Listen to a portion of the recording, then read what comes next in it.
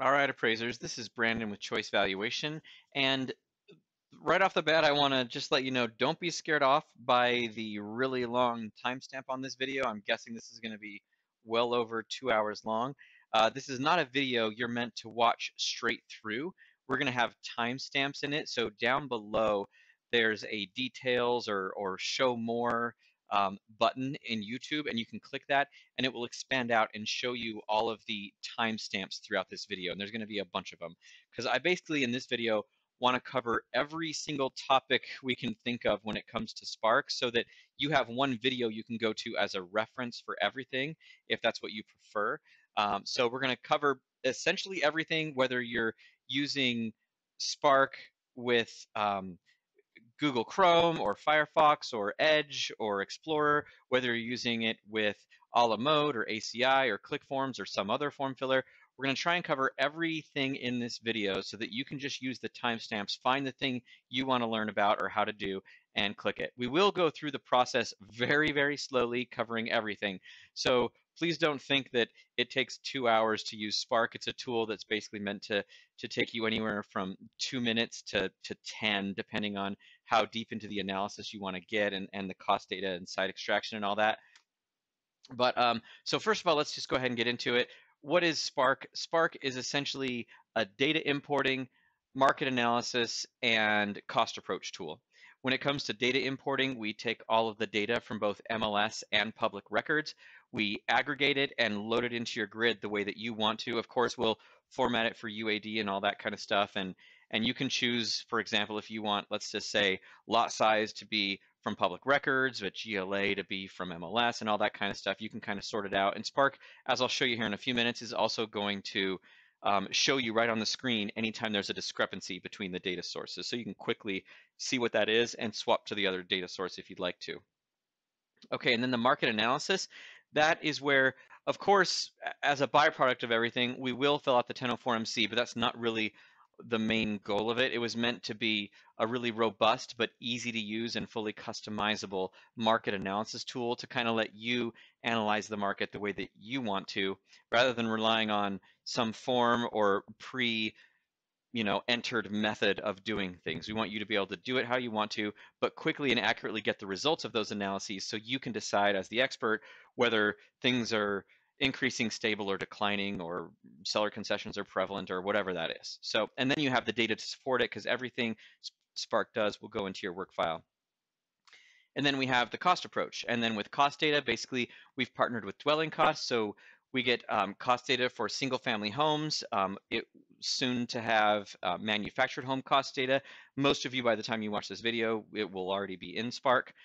And then you essentially can load in some data about your subject property, get the cost data results right on the screen, and we will load all that into your actual report. And in addition to that, we also have on the cost data side, we have a site extraction and site allocation tool to kind of help you with land value. If you don't have really great vacant land sales to rely on, then you could use the extraction or allocation methods. So that's in there as well. And then last, all that data, like I touched on briefly, all that data, whether it's the MLS and public records data for your subject and comps or the market analysis or the cost data, all that stuff, including site allocation, all of the calculations and adjustments for all of that goes into your digital work file. And we'll of course get into that, and that'll be towards the very end of the video. Okay, so again, check the timestamps below for whatever it is you're interested in. I am on the sparkforappraisers.com website. So you just want to go to this website, Spark for Appraisers, and this is what will pop up here. And you can just click Get Started Now to actually get started. Now, of course, you can check out pricing. Just click on what form filler you use and do that. We have the reviews, things appraisers have said. Training. Now, I'm going to go ahead and click on training just so you can get an idea. So we have previously recorded webinars here that we've done. I don't know that you'll actually need that if you're watching this video because this video is going to be much more detailed, but we do have that there if you want it. And then we have tutorials. So built right into Spark, which I will show you once we get into there, we have a walkthrough tutorial. So essentially Spark, the first time you use it, it's going to have little pop-ups, just like when you get a new app on your phone and it says, okay, click here to do this, and then click here to do this. Spark will do that as well. So it will, when you get to the for your first time to the market analysis screen, it'll tell you exactly what to do and here's how to do it. So I would encourage all of you, if you haven't already done that part of Spark, to take some extra time the first time you use Spark to kind of read through those tutorials, because it does help immensely. I know a lot of you are just pressed for time. You don't have time to do that. So you got to rush through it, skip the tutorials. And I totally understand that that happens, and it happens a lot. So if you do get stuck, maybe because you didn't read through the tutorials, or maybe there's just something that isn't even explained in the tutorials, please don't ever hesitate to contact us at any time. You can email us, call us. We have a private Facebook group just for our customers, our Spark customers, where you can go and get help in there as well. And so you can click this contact button. You got our phone number, our email. This is the Spark users forum on Facebook. You got a link there. And then we also have an FAQ. And I know a lot of you, you might already have used Spark several times. You just have a quick question. And I know some of you have told me you don't like watching the videos. So you can go to this FAQ, and right here where it says click here, just click that, and then find whatever it is you're interested in, whether it's something about, like if you have cost data questions, just click that. And then it will take you straight to the cost data. And then whatever your question is on that, you click that, and it takes you right to the answer for that question right there. So anyways, that's the FAQ. And we got into our contact information, which you can just click at the top right there. And then what you want to do if you actually want to start using Spark is you just click this Get Started Now button. And when you do that, Spark takes you to a screen where you can go and start the sign up process. Now, it didn't take me to that screen because I've already signed up and it knows that, it remembers me. So it just took me to the very first Spark screen. It already knows some information about me, what MLS I'm in, what type of form I want to use. It's just asking me now what my effective date is. But when you're on that Spark for Appraisers website, you click Get Started Now, then it's going to walk you through the setup process. And the setup for your account takes maybe 1 to 2 minutes. It shouldn't take any more than that. And then at the end of that process, it's going to pop open with a window. And depending on what form filler you use, a la mode, ACI, ClickForms, or whatever, it might prompt you to do something else. So with ACI and ClickForms as of now, all the payment and usage and free trial and all that, we handle all of that. So as soon as you set up your account, you will automatically get the free trial. You don't have to go and add that on or anything. But if you are an a la mode customer, then you do have to go and add that into your a la mode account, because a la mode controls all the payment and usage of Spark. So it's going to bring you up to a screen when you go through the setup, and it says, okay, now do you want to go get the free trial through a la mode? So click that button, and it's basically going to take you to the a la mode total store, which is right here. And this is the Spark page in the total store. So if you click that, it will take you right to this screen, and you just click free trial 12 uses. And when you click that, a la mode is going to ask you for your email and password. Make sure, keep in mind, this is an a la mode website, not a Spark website. So when it asks you to log in, you want to use your a la mode email and password, not your Spark email and password. So you do that, you click it, you enter in your information, and after a few seconds, you'll get a little window that pops up that says it completed that, you got the free trial. And then as soon as you see that it's done, you will immediately be able to use Spark, no problem. So you can then basically close this window and then go right back into the Spark screen you were on, and you can continue through Spark. And so essentially what it would look like once you continue into Spark, the very first screen you're going to get to is going to look something like this. Now, it's not going to automatically know what state in MLS and what form types you want to use. So those are the first questions it's going to ask you. This is actually what it will look like for you, is it'll say, what state are you in? So you just pick that, and then it'll say what MLS, and you pick that. And by the way, when you do that, little yellow windows are going to pop up, and it will say, do you want to save this as your default? So if you work in the same MLS 100% of the time, when you choose your state and your MLS, just click yes when it asks if you want to save it as your default, because then you don't have to answer that question every time. Now, if you work in multiple MLSs fairly often, you probably want to save your state, but maybe not your MLS, because the MLS you work in will be different occasionally. Then it will ask you if it's a UAD or non-UAD report, just like this. And again, you can save that as a default as well.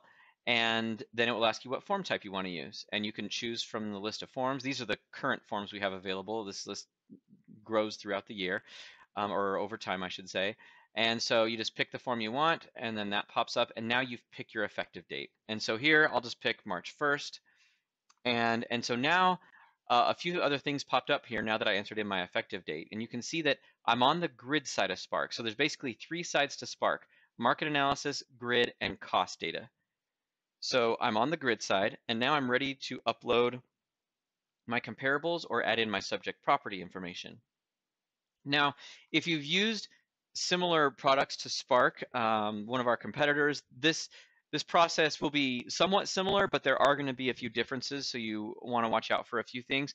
First of all, when you download your file that has your data in it from MLS, you do not just want to open that file, because Spark is a website. We are not a product that's an application that sits on your computer that you install. It's just a website. So if you open up your file that you get from MLS that has your comps in it or your 1004MC properties, then it's just going to open up a spreadsheet. It's not going to open up into Spark because for security reasons, it can't. It just can't open up the website. So you actually have to go to the Spark website rather than automatically doing that. It doesn't really take any extra time other than going to your browser and choosing it from your favorites, but that is something you have to do. So let's just go ahead and start that process. Now, here's my MLS, and I'm going to show you a few different things here. So first of all, what I've done is I've done a search in these geographic boundaries that you can see right there. Now, when you're getting data from Spark that you want to load into your MLS, there's a few different pieces of data you can get. So if you're used to other similar tools, then they're going to allow you to go to your MLS, download the properties you want to use as comps, then you can load those in, and then you can go to your MLS and do a search for your competing properties, download those, load those in, and then send all that information into your report. And with Spark, it's going to be fairly similar to that. We do have a couple extra options if you want to do a few other things in addition to that. And so right now I'm going to show you the use case where you would get all the data you want from your MLS and load that into Spark, not just limited to the competing properties for the MC and the comps for the grid. So let me just go ahead and show you that. So in Spark, you can do the same thing we just talked about where you get your competing properties and your comps, but you can also get a larger file, which would be the neighborhood file. In Spark, we call it the neighborhood file. And what that would be is, for example, all the single family homes in your defined neighborhood boundaries, not the ones that are limited to whatever GLA and age and stories, however you decided it was competing, but all the single family homes or all the condos or all the multifamily properties in the defined neighborhood boundaries. And so that's what you see on the screen here. So I did a search in my defined neighborhood boundaries for all single family homes, and then I exported that. And that was, you can see it's 1,206 properties. I export it, and that's what appears down here, right here. This is the little file that I downloaded from my MLS. My MLS calls it custom export. Yours might call it something different, and that's okay. And then oh, and by the way, let me just stop there and talk about the different internet browsers. So I use Google Chrome, and Google Chrome is currently the preferred browser for Spark, but you do not have to use it if you don't want to. When you use Google Chrome, though, and you download a file from your MLS, then that file just appears down here in the bottom left. And it makes it real easy to just drag and drop it right onto Spark, and I'll show you that when we get to that point. If you use Firefox, then in Firefox, up at the top right, there's a little download arrow button, and every time you download something from your MLS, it goes into that arrow. So all you do is you click that arrow that's at the top right, a little menu expands out, and it shows you the files you've downloaded, and you can just drag and drop them right onto Spark, just like you can with Chrome. They just come from a different area, top right instead of bottom left. And then last is if you use Internet Explorer or Microsoft Edge, then when you download your file from your MLS, you're probably used to it saying, do you want to open it or save it, or do you want to save as? And with Spark, you want to choose to save it or save as, and you just save that file wherever you want. If you just choose save, most likely Edge or Explorer will just automatically save it right into your downloads folder. You can choose save as, and then you can name it so you can remember what file is what. But that's kind of the way it works. When you download a file from the internet, no matter what browser you use, it does download to your computer, and it most likely is going to download to your downloads folder unless you tell it otherwise. But in Chrome, even though it downloaded into my downloads folder, it also just put it right here to make it so I have easy access to it. And in Firefox, I also have easy access in the top right. They just don't give you that option in Explorer or Edge. So I just wanted to let you know the difference there. So some of you might not see these files down here. Okay, so I got my neighborhood file, which is all of those properties in the defined neighborhood area. And by the way, let me just explain to you what that file is for, because some of you may not want to use all the single family homes or SFRs or condos in the area. That file, what Spark does is it uses that neighborhood file that we're talking about to calculate your low, high, and predominant price and age. So however you normally like to calculate that, that's the search you would do right here to get those properties and then download them so that I got a file, and then you can upload that to Spark. Then once you do that, you narrow it down to your whatever you say is a competing property with the subject. And that's what Spark is going to, so that next file we're about to get is what Spark is going to use to calculate your 1004MC, or if you're not using the 1004MC, to calculate all your market analyses that you want it to perform. And the market analysis we'll get into about, quite a bit later here. So you go ahead and you go ahead and do that search. So I'm going to say, let's limit it by GLA and lot size and stories and year built. And so now I took that 1,206 properties down to 316. And then I just hit export, and then it downloads that file to my computer here. Now, I'm telling you that you hit export, but that's how it works in my MLS. In your MLS, it might be very different. And again, I will show you in a few minutes how you can see the instructions on exactly how to do it in your particular MLS. All right, then, so now I've got this big search that has all of the properties in the neighborhood. Then I have it narrowed down to just competing properties. That's this one. And then last, I have this file, which is actually just the properties I want to load into my actual sales grid. Those are my potential comps. So I'm going to click list here, take a look at those. And basically I just put a checkbox next to the ones I want. I checked, I think, like 12 here. All right, and I'm good to go. And then I hit export, and then I download those, and those download as this file right here. Okay, so that's essentially what it is. In Spark, the way most appraisers use it is they get 3 files: the big neighborhood file, the file for the competing properties, and then the file that has the properties you want to load into your actual grid. You can also do a separate export for your subject. So if your subject has been listed, then you want to just like go and do a search in your MLS for your subject, export that, and then you can get a 4th download, which is just your subject listing. And I'll show you a couple other ways in a minute how you can load data into Spark, because you do have a few options. You don't have to do it the way I just said. All right, so now let's just say I went to my MLS, I got those files, and now I'm ready to load them into Spark. Now, first of all, on this Spark screen, before we actually load in the data, this is what I was just referring to as far as the instructions particular to your MLS. So some MLS systems require you to perform a special setup that allows Spark to be able to read that data properly and accurately.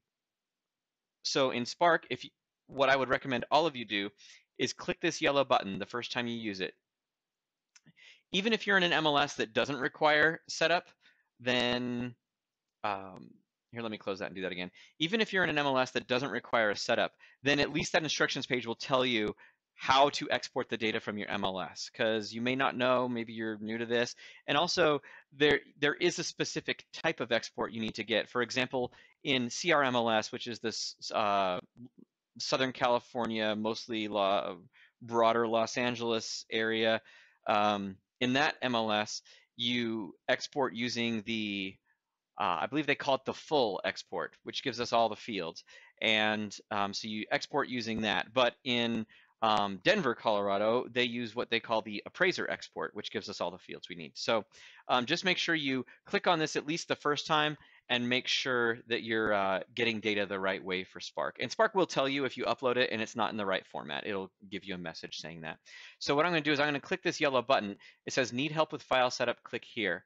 And basically, whatever MLS you say that you're in, which is in the top left here, Spark will go to the instructions page for that specific MLS. So now it took me to the AR MLS instructions. And I've got a little video here I can watch, or I can just follow the instructions. And basically, these are the instructions for my MLS. Some MLSs, the instructions are longer. And you can expect if you do have to do a setup in your MLS, it's going to take somewhere between 2 and 10 minutes, depending on your MLS system. And keep in mind, this is a one-time setup. So once you do it once, you'll never have to do it again. So you don't have to worry about that. In my MLS, it's actually a pretty quick and easy one. It takes maybe 1 to 2 minutes. And then in other MLSs, like I said, there is no setup that you have to do. So just come to the screen, check it out. And then down below where it says how to export your data, that will actually describe to you how you actually go and export in case you haven't done that before in your MLS system. All right, so let's go ahead and skip past that. And now I'm ready to do it. So let's just say I want to go ahead and upload my comps. So I can choose type or upload. Now type you would almost never use when it comes to comps. Type is only used when your property that you're trying to upload to Spark has not been listed in MLS. And that applies to your subject or your comps. So if your comps have been listed, which hopefully they have, then you just take that file and you can drag and drop it right up here. Now, the other thing you can do is if you're using Microsoft Edge or Internet Explorer, you're not going to be able to just drag the file from the same window. So you can click Upload, and you go and find that file. It's probably in your Downloads folder. You just find Downloads there in the top left, and you go find the file, and you click it, and then you click Open. But I'm not going to do that. What I'm going to show you is how you just drag and drop it up. So if you're in Chrome or Firefox, you can just drag the file, drop it on where it says Upload, and then Spark has already translated the comps, and now it's grabbing the public records, and now it's done. And that was for 12 properties. And by the way, when it comes to potential comps for the sales grid, when it comes to the sales grid, you can load in up to 30 properties. When it comes to the market analysis, you can have up to 10,000 per file. But the sales grid, you're limited to 30. And now for the subject, I've got a couple options here. I can go to my MLS and find the listing for my subject and drag and drop it on. But let's just say your subject hasn't been listed. Then you can click type. And basically you just tell Spark either the address or parcel number. And you type that in. Let's just say it's this one. And then you hit get data. And Spark will go and grab the public records data for that property and load it in. Keep in mind, if you click type as your option, that in Spark, that's only to be used if your subject or if the property has not been listed. If it has been listed, do not use that option because you're going to get way less data. When you type in the address or parcel number, all Spark does is it goes and grabs the public records. It doesn't have a way of grabbing the MLS at the same time. So you do have to upload the file, like I showed you with the comps. Okay, so I've got my subject there, my comps there, and I can just click next. Now, let's say your client also wants a 1007 rental comps, you can then go and do a search in your MLS for those 3 rentals, and you can load them in right there. Or if you have a client that wants the REO addenda, then you can find some like 3 listings you want and go and upload them right there. And that means that Spark will add in the REO addenda if it's not already in your report, and it will also load those properties into that addenda. And then listings right here, this is not for if you want to load actual active listings into your grid. This is if you want to load an additional listings addenda into your report and then load properties into that. That's what that's for. So don't get confused and load active listings that you want in your sales grid. Don't load those here. That's what you would put here. Okay, I'm going to click next. All right, so now I've got the grid, I've got this subject, and I've got a bunch of comps. And you can see I've got the rentals listings, and REO listings, which I didn't load anything into, so those are empty. And if I want to, I can click the plus sign and upload some REO or some actives into that REO addenda, or I can click this plus sign and load rentals into the 1007 if that's what I want to do. Also, because you have a limit of 30, and right now we have, what, 12 in here? Because you have a limit of 30, you could add more onto this. And so if you want to add more comps onto the screen, maybe you had to do 2 different searches in your MLS to get all the properties you need for your grid, then you just click the plus sign once you get to this screen, and you can tack on more files. As many as you want, as long as you don't go over that limit of 30. All right, so I think that's that. Now I'm going to show you a couple other ways you could load in your subject. So what I'm going to do is I'm actually going to remove the subject by clicking remove right here. So that's gone now. And now what I'm going to do is, let's just say one of these properties was your actual subject. Let's just say it's this one right here, 3056 East Enid. It's under contract, it's a pending in MLS, so that's fairly common when you're doing an appraisal for a purchase. Your subject's probably pending or at least contingent in your MLS. So you can actually load that in with your comps, and then all you do is you click anywhere in here and you drag it to where it says add subject. You'll see it highlight green when you're over it, and then you drop it on by letting go of your mouse button. And there you go. So now I've got my subject, which is 3056 East Enid, and now instead of having 12 comps, I've got 11. Now let's also say that for this particular appraisal, your client wants an REO addenda with those 3 listings in it. And let's just say comps 9, 10, and 11 are the properties I want to load into that REO addenda. I just drag them up here like that. And so now I'm down to 8 comps, got my subject, and I can click on REO listings, and I can see those 3 listings added into the REO addenda there. And I can, of course, drag them around, put them in any order I want to. None of that part matters. And on my sales grid, same thing. I can drag comps around, put them wherever I want to. And yeah, that's pretty much it. And there's a couple other things when it comes to displaying the information on the screen that's important. And I know you're probably seeing these red items, and I'll get to those in a minute. But you can also choose to have Spark automatically sort your comps. So if you don't like the order they're coming in, you can just click this gear icon and choose General Grid Settings. And this screen gives settings that have to do with basically every feature in the grid, not just one specific row. Like we do have a separate screen for just the settings for heating and cooling options or garage or parking or above grade GLA. But this screen, the general grid settings, has to do with things that apply to the entire grid, not just one particular feature. So in this case, the very top setting is how you want Spark to sort or reorder the comps. And so you can see I have it sorting by status, so it puts all closed pending or closed sales first, then pending, then active. Then within each status, it will sort by date, most recent to oldest. So I'm putting most recent closed sales first, most recent pendings first, most recent actives first. I can also choose oldest to most recent if I want to. And I can also, instead of date, I can just change that to GLA or price or distance. That's distance to the subject. However you want to do it, you set it up that way, and that's how Spark will order it. And you can also, if you don't like this, you can just turn this off so it's not sorting into the order of the statuses. Actually, 2 other key things here. Abbreviation for unknown. So when Spark doesn't know what something is, like for example, if the agent for heating, they put other, then Spark doesn't know what to do with that, and so it will put in whatever you put here as unknown. So some appraisers do this. They'll type in like a all caps UNK for unknown, or just something so it like stands out to you, like so you know to go in and change that and look at it once it's in your grid. So yeah, I usually use a question mark, and I believe that's what Spark uses by default. The non-UAD separator, that's another important one. So let me just go back to the grid and show you what I mean by that. So non-UAD separator, that has to do with fields that are not governed by UAD and separating items. So for example, covered patio and balcony, those are 2 different things. They're separated by this /. Heating and cooling, they're separated by this /. Now this wouldn't apply to DT1 ranch because that's UAD governed and it has to be a semicolon. But if you want to change that, you don't like the /, you just go to the general, or by default, it might be a semicolon. I don't know what you'll see by default when you first start up Spark, but if you don't like whatever it is, you just go to general grid settings up here and change that non-UAD separator to whatever you want it to be, a space, a comma, a /, whatever it is that you prefer. And then these are your defaults, so I won't go more into detail on those. Now, this is an important one, so I will get into that. So in some areas of the country, appraisers use the recording date as the close date that you use in the grid.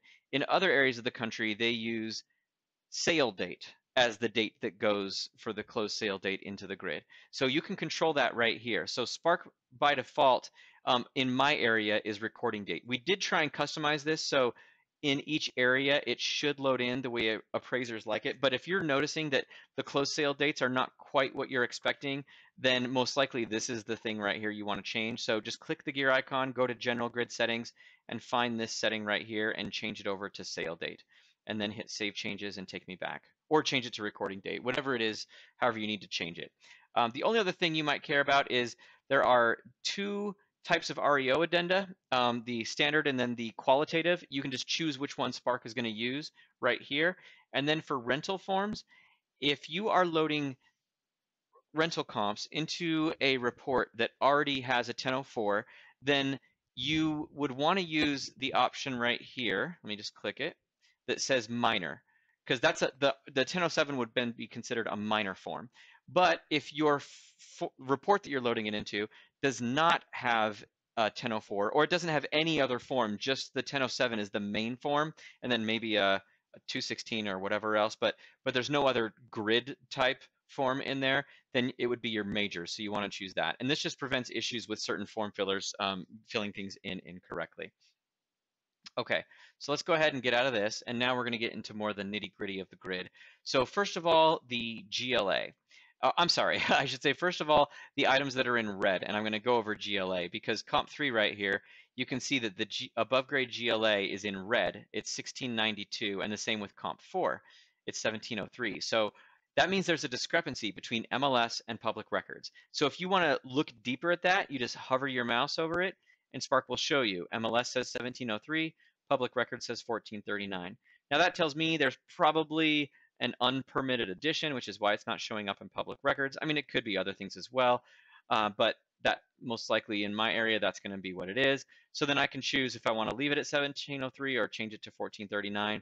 And by the way, you can also set defaults on these. So for example, if you always want your above grade GLA to default to the MLS, then over here where it says above grade GLA, you just click that, and then you change so your data source preference is whatever you prefer, MLS or public records. You can also turn the entire row off by saying none, and it will show up as blank. So you just choose what you want, you hit save changes, and then you hit take me back. And so now Spark is going to always use MLS data by default. Now it still shows me in red, so I can see, yep, there's a discrepancy. But let's just say, for example, when it comes to garage, let's just say your public records is never accurate when it comes to parking. And so you don't care what public records says. You can just click over here where it says garage carport. You can say, yes, I want to default to MLS. And do you want to do the MLS public record comparison? No, meaning you don't want Spark to show you in red when there's a discrepancy. So I change that to no, hit save changes and take me back. And now what you see is garage is no longer in red. So that's just going to show up in black.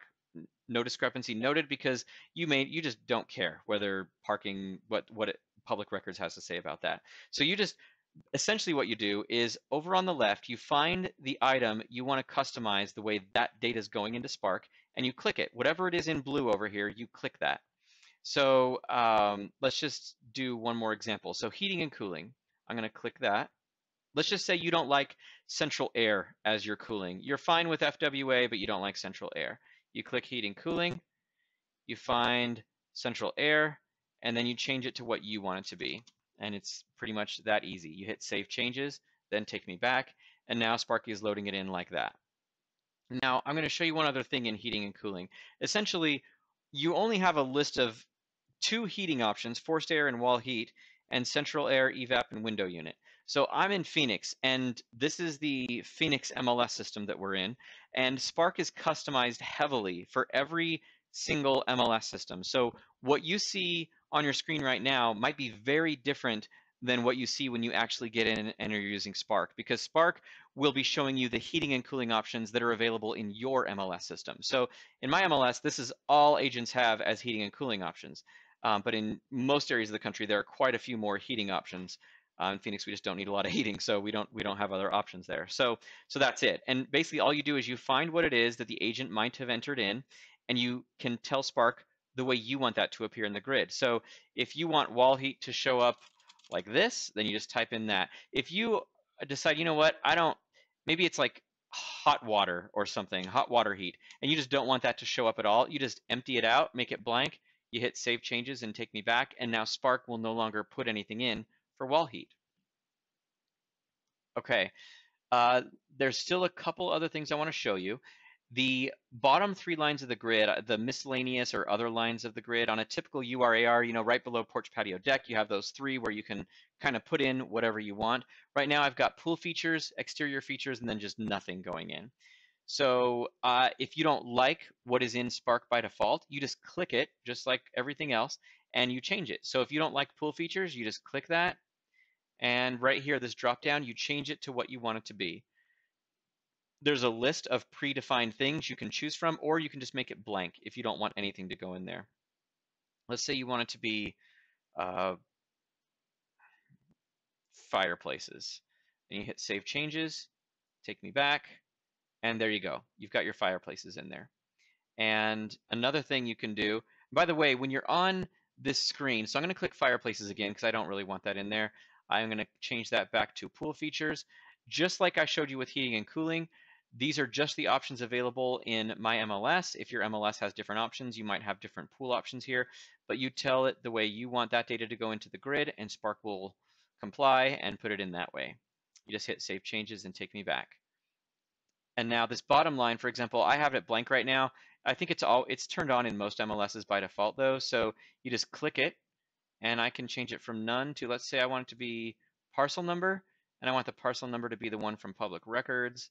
Then I hit Save Changes and take me back. And so now parcel number is loading into that line. All right. Essentially, the same thing applies to every single row. If you don't like the way verification source or data source is going in, maybe you don't like the abbreviation for your MLS number right before the actual number itself, you just click data source and change that to whatever you want. Now, there might be something you have a question about right now. We get that a lot, is why do you have, how did you figure out what quality, condition, functional utility, and location are? Well, those 4 lines in Spark, we do not know. I haven't put in here for the webinar.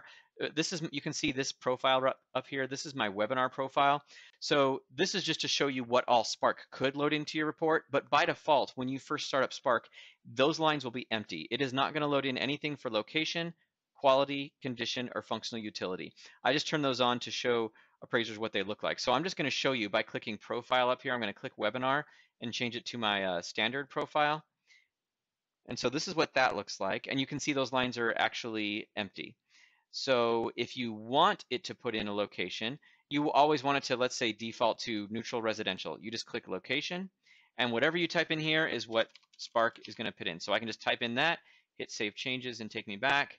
And now I've got location loaded in across the board. Now, I personally don't want that, so I'm going to turn that off and go back. And the same thing applies to quality and condition and functional utility. You just click it, type in whatever you want it to say, and Spark will put that in all the time. But those 4 lines we actually do not have information for, so by default they are turned off.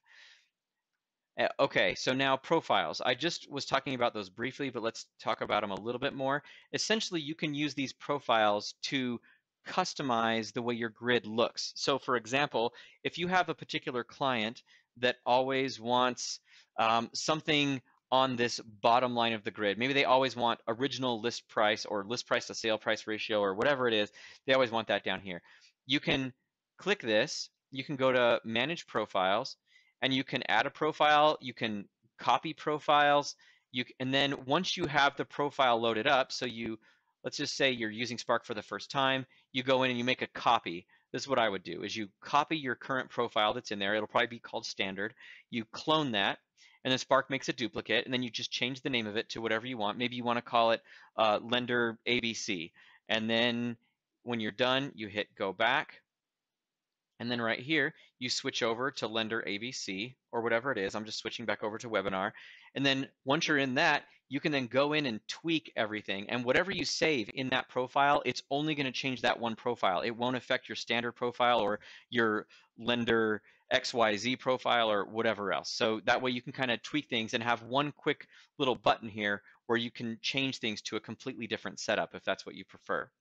And then in addition to that, you could also use it for different types of properties. So you could also have a profile for maybe complex properties. Maybe you load data in a little bit differently, or for condos, because on a condo, you probably aren't going to want like exterior features, which is going to be here. I'll just click on exterior features and show you. like the tennis court in the yard, the pool in the yard, the guest house, all that kind of stuff. Most condos aren't going to have that right inside the yard, so you probably aren't going to want exterior features. There might not be a lot. And so you might want to change that to something else on a condo form. So basically, when you're in a condo form, then you can just click this, change it over to your condo profile, and boom, everything is all set up the way you like to do condos. Yeah, so that's it. Now I'm just going to get into prior transfer history and then one other item regarding how you load additional comps into your actual report. So first, let's go over prior transfer history. So these magnifying glasses down here at the bottom, I can click on any of those and Spark will show me the actual transfers for that property. And it will also show me if they're going to be included in my report. So since none of these transfers are in the past 3 years, they're not being included. Now you can customize that so Spark will load them in even though they're over 3 years old, but that's not how I have it set up, so they're not going in. If you decide, you know what, I actually want this transfer to go into my report as a prior transfer, you just click it, and then you saw that green checkbox appear, and so now that transfer is going to go into my report. It's going to say, you know, the date, the price. It's going to have a comment in there that says what the document number is, the buyer, the seller, what type of deed it was, all that kind of stuff. That's all going to roll into my report, and I'll show you that at the very end of this video here when we load data into an actual report. And then if I click on comp 1, you can see that one, there's a transfer in the past 12 months from the data sale, so it's loading that in. And let's go through. And this one, there's actually 2 transfers and so on. So we can just go on through here, see everything, and you can tweak it if you need to. Now, if I click prior transfer history, you can see that actually before I click it, it says the subject, we're looking 36 months back, and for the comps, we're looking 12 months back. If you don't like that, maybe you have a client that wants the comps to go back 36 months instead of 12, you just click prior transfer history, and here's where you can customize all that. And that's the 12 right there. You could just change that to whatever, you could go back 10 years if you wanted to. Whatever it is you prefer, you just change it to that, and that's how Spark will handle it going forward. But keep in mind, there's one important difference there between us and other similar products is Spark will not only load in the most recent transfer that's directly below the grid in a standard URAR, but it will also look at all the transfers in the past year or 3 years or whatever time frame you set up, and it will load in all of the comments for all of that. So if you have a property that transferred 3 times in your past 3 years, it's your subject, then when you export this data into your report, Spark is actually going to load up comments regarding all those 3 transfers for the subject or for your comps or whatever it is, which should hopefully save you quite a bit of time. Okay, now the last thing I want to cover on the grid, I know we're getting long, is the loading comps into your report after you've already loaded comps into a report. So let's just say in this example, you loaded, actually, let's just use this as an example. Let's just say you loaded all 8 of these comps into your report. Maybe you go out and do the inspection, you come back to the office and realize the house is a little bit different, you need a couple more comps. So you go into your MLS, you find those 2 comps, you export them, you get that file with just those 2 comps. Then you load up Spark, and if you remember, you can just get there from sparkforappraisers.com, and once you have an account, you just click login, and it pops this up. And now you can just take that file that has just those 2 comps and you can load it into Spark. And actually, I do have a file that has only 3, so let's just use that. So let's just say I'm loading in 3 more comps to this report that already has 8 in it. So I hit next. All right, I've got those 3 properties I wanted to add in. And now when you hit export, there's this option right here. It says comps in the sales grid will start at comp, and it always defaults to 1 no matter what. So they're always going to start as comp 1. But if you already have a report that has 8 comps in it, you don't want these to start at 1 because 1, you don't want to mess up your 3 properties that are your comps 1, 2, and 3 that are already in there, and 2, you want these to go towards the end. So what you do is you say, I want these to start at comp position number 9. So that way it won't mess with your comps 1 through 8. And then you just hit report data or go, or it depends on your MLS. We'll get into all that later. But then these 3 properties will then go in as 9, 10, 11. That's what will happen when you hit export and you change that little box right there. All right, so I think I've covered everything I wanted to get into when it comes to Spark here on the grid. Now we're going to go ahead and get into the market analysis.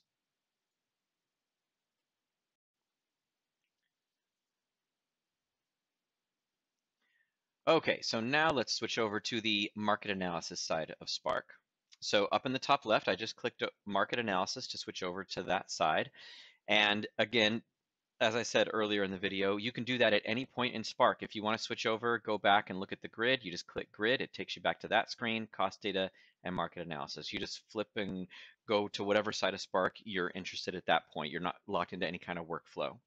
All right, so now here is where we upload the data that you want to use in doing your market analysis. So we have three types of files here. Now, if you remember back in the video, or I'll go over it again in case you didn't watch the beginning of the video, but the competing properties file, that's the file you would go into your MLS right here and get, and that's the one that is all of the properties you, the appraiser, say are competing with your subject property. However you normally limit those, you don't have to do anything special when you're using it with Spark. You just do that search like you always have done, find all those competing properties. The only thing I'd say you would want to do different is you want to get all status types, so not just active, pending, closed, but get everything, expired, canceled, withdrawn, temporarily off market. Obviously, you don't want like leased or rented, but anything but that you'd want to include. And some appraisers will ask, well, why would I want to include expired, canceled, withdrawn, that kind of thing? Or why would I include pendings, since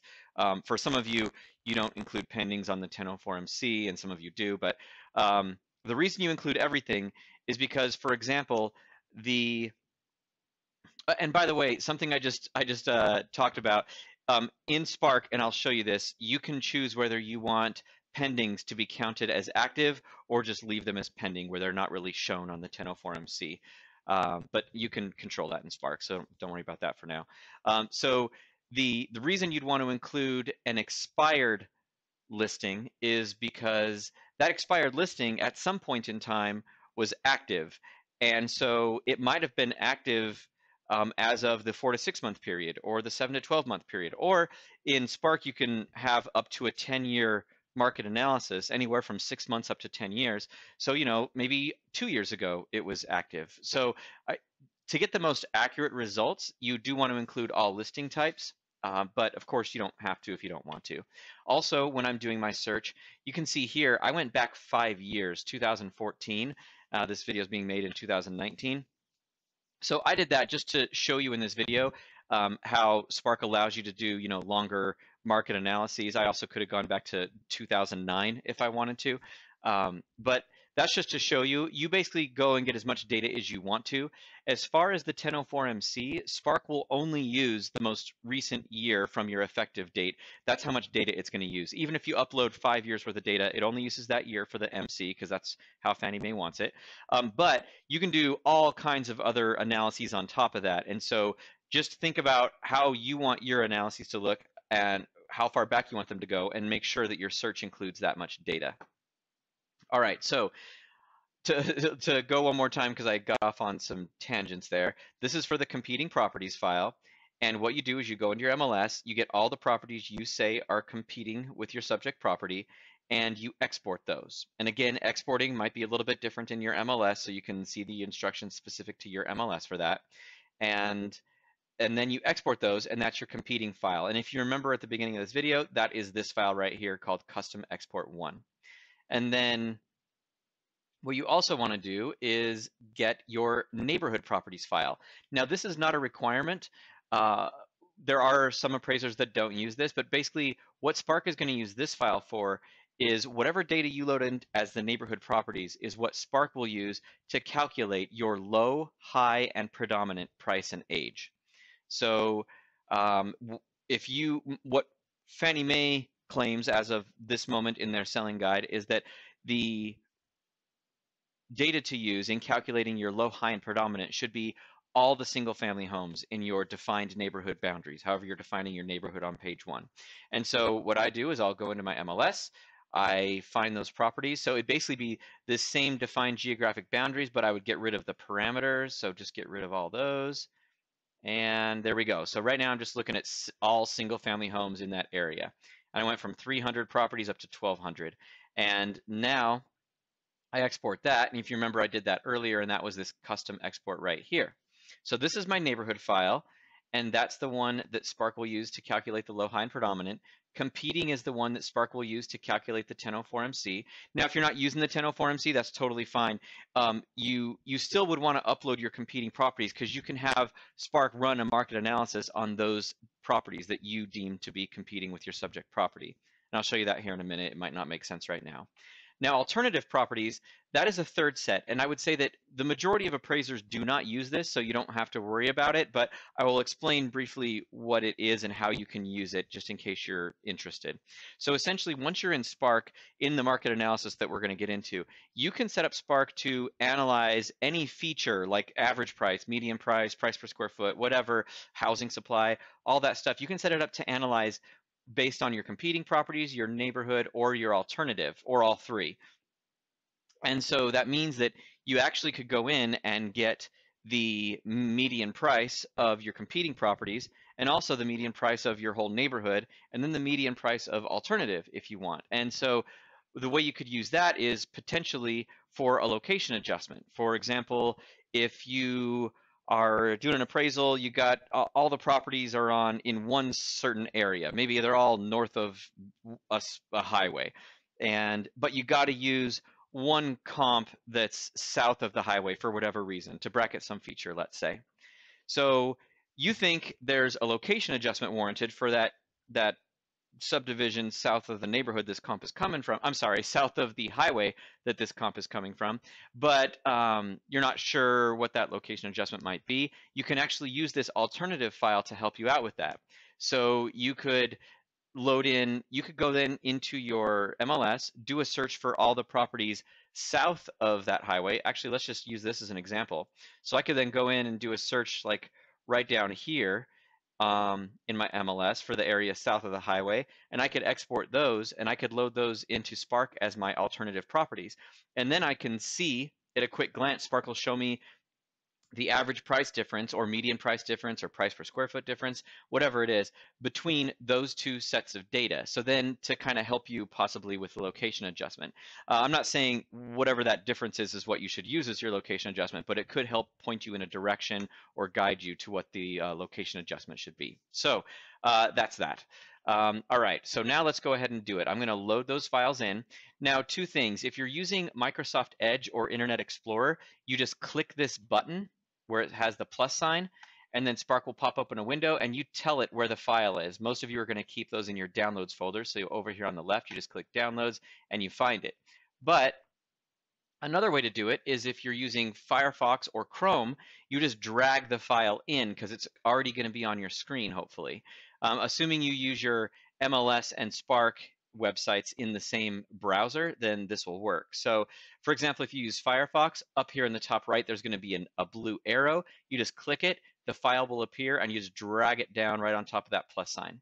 If you're using Chrome, which is what I'm using right here, then you just take that file and you click it, hold your mouse down, and drag it up to the plus sign. You can see it changes color slightly when I'm over the right spot. It gets like a dark blue square around it and it turns a lighter shade. Then you just drop it on by letting go of the mouse button. And so now Spark is translating those 316 properties. And then you do the same thing with your neighborhood file. And by the way, the neighborhood is also optional. You don't have to do this if you don't want to do that. A lot of you are used to, let me cancel that for a second. A lot of you are used to a product similar, a competing product to ours, and you might only be used to loading in the grid and the competing properties for the MC, and you don't maybe you don't want to use the neighborhood properties. You don't want Spark to automatically calculate the low, high, and predominant. Then you don't have to do it. It's all optional. Like I said, everything is kind of like a la carte, so you can just use it how you want to. Okay, so I'm going to go ahead and drop that neighborhood file on, and that again is what Spark is going to use to calculate the low, high, and predominant price and age. And of course, as I also said, you can analyze that data in any way you want to and compare it with your competing properties. All right, so I've loaded that in, and I just click next. Okay, so pretty straightforward. I've got my page one information here, the 1-unit housing, low, high, predominant. I've got the check boxes here for the 1-unit housing trends, top of page 2 numbers. If this was a condo, it'd be the top of page 3. And then I've got the 1004MC and a bunch of comments down there as well. Now, a couple things. One, if you're happy with that, you can just hit export and you could load everything over into your report. What the way we design this though is for you to be able to go in and really analyze your market the way you want to. But a lot of uh, a lot of times when I'm doing these videos, it looks like there's a lot of work and a lot of time involved. But basically, you go in and you set up Spark to analyze your market the way you want to, and then all you do is as you go through and you're deciding what the market's doing, you can see when I hover my mouse over these checkboxes, Spark pops up with this trend preview, and that's showing me how what the market's doing based on how I want to analyze it. Now yours will look different. You might not have the same analysis up here. In fact, you probably won't. So you set this up so Spark will analyze the market the way you want to. That way, you can quickly but super accurately mark whether it's going up, down, or stable. And all that data is also going to go into your work file. So you have a really thorough market analysis. You don't have to just rely on these three numbers in the 1004MC, which we all know don't really do a good job of painting the picture of what your market's doing. So you analyze the market the way you want to, whether it's over 6 months, 12 months, 2 years, 10 years, whatever, and then you check the box and you can go down and do the same thing on every single row of the 1004MC.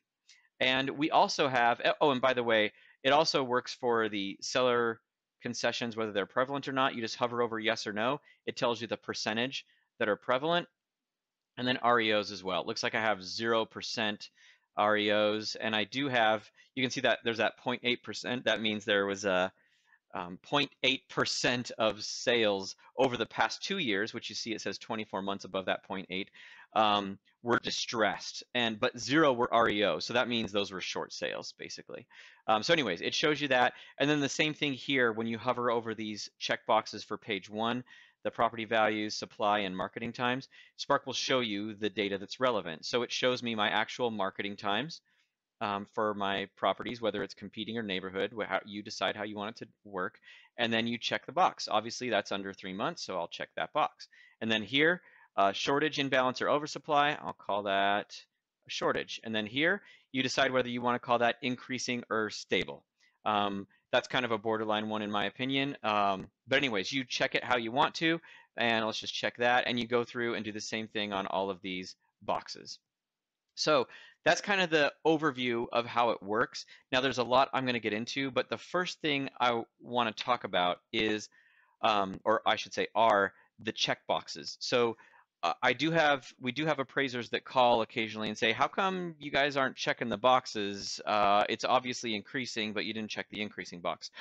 Spark, well, I should say, we don't believe that's the job of software. We think that's something we need to rely on the expert in the area, which is you, to do.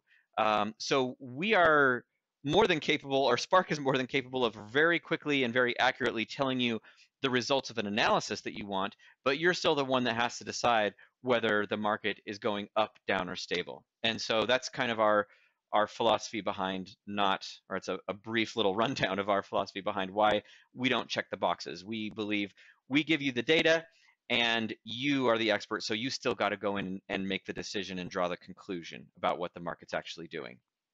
So that's that. The other thing I want to touch on here before we really get into the analysis is you can click on anything that's blue on this screen as far as the numbers go to either dive in and look deeper at it or to customize it. So let me show you an example of what I mean. So if you think, you know what, this 1.169 million, I don't think this neighborhood actually has homes in the $1 million. So I don't think that's true. So all you do is you click it and Spark will show you the actual data, all of the data. So you can go in and see for yourself. Now, here I have sold price, and all you do is you click sold price, and it will sort it low to high. Click it again, sorts it high to low. And I can see that, and I can decide whether or not, yeah, I meant to include that, that's the right property, or did an agent make a mistake and that really shouldn't be there like that. And you can also go in and let's just say that you realize that this property didn't actually sell for 1.169 million. It sold for let's just say 169,000. Then all you do is you type it in and you hit go back, and Spark will update that property everywhere throughout Spark. So all the tables, all the charts, all the MC data, all of the one unit housing data, that's all updated on the fly. And you can see the high is no longer 1.169 million, it's 599. Now, let me go back and show you a couple other things. So I'm going to get that property back and I'm going to fix it because it really is, whoops, 1.169 million. But the other thing you can do is you can say, you know what, this property is actually an outlier, and I don't want to include it for whatever reason. All you do is you right click and choose remove. And now that property, just like before, is gone from everywhere within Spark. So we still keep it, and we're going to load into your work file the fact that you chose that it was to remove it. So it will be in your digital work file. We have a separate document we put in there, or actually it goes at the end of your market analysis document, which I'll show you at the end of this video. There's going to be a final page that shows all the properties that you went in and specifically removed.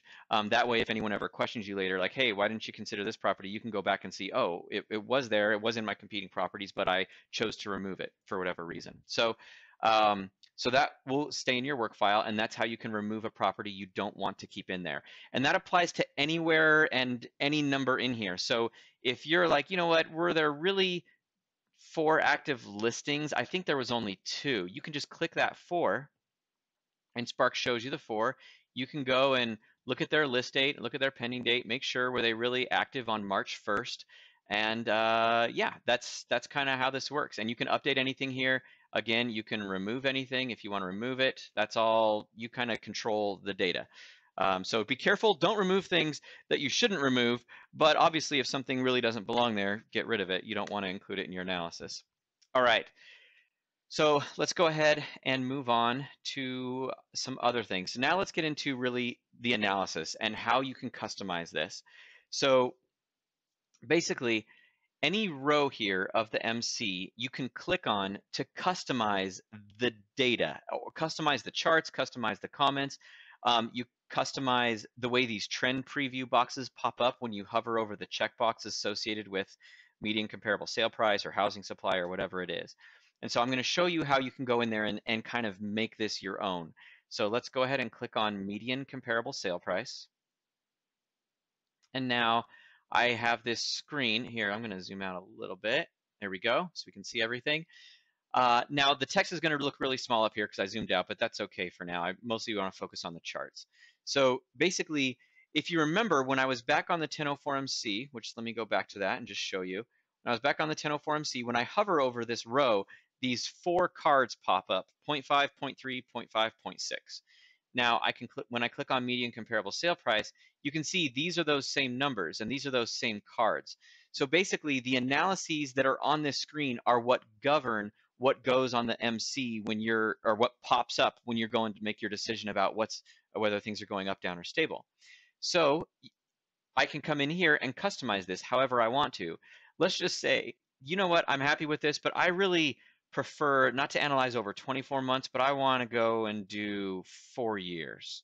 You just change that to 48 months, and now you have a 48-month analysis by quarter. And you can change by quarter as well. And you can see these numbers updated because how much things are going up or down, that now changed because we have way more data that we're working with, 48 months worth instead of 24 months worth. And then the same thing when I can choose to analyze this in a scatter plot, and that changes things. So now I have every single sale as a dot here over the past 48 months. Or I can choose monthly, and I know I'm kind of beating a dead horse here. Hopefully you guys get the idea. And then yearly and half yearly. So here's just year over year over year over year. And so basically the point is you come in here and you set this up so it's analyzing data the way you prefer to analyze it. And then once you have it all set up how you want, and we'll get into more of how you can tweak it and customize it, you just hit Save Layout. Spark will remember that for all future reports until you go in and change it again. And then that means that every time you go into Spark, it's set up already the way you want. So you don't have to come to this screen and tweak with anything. You can just go right through the 1004MC and just decide what boxes you're going to check based on how you like to analyze the data. Let's go back into that sale price screen now. So I'm going to click sale price. And now I was going to show you something else here. Let's go back. I'm going to change that back to quarterly. We'll go back to 24 months. Oh yeah. So the car, like I said, if it's blue, you can click on it. So I could click this title, and you can change the title to whatever you want to name this title here, the title of your chart. And then you can see when I'm hovered over this area, I get these check boxes here, and it says, do you want to include the chart in the report? And so if you don't want this chart in your report, you just uncheck it. And if you do, you check it. And if it's unchecked, this analysis, this table of data, which I'll show you in a minute, the analysis here, the 0.5 and the 0.6, all the chart and everything, that is all going to go into your digital work file. But since I unchecked it right here, that means it is not going to go into my report. So every single analysis and piece of data goes into your digital work file, but only the charts that you want will go into your report. So I'm going to turn that back on. And the other thing I can do is display regression result in the chart legend. So that means, all that means is when this image goes into your report, do you want it to show the regression result in the actual image? And the regression result is are the numbers here, this 0.5% and this 0.6%. It will also show in that area of the chart the actual regression equation, like the y equals mx plus b type formula, which I'll show you here in a second. So actually, let's just show you now. So at any point, you can click Show Data.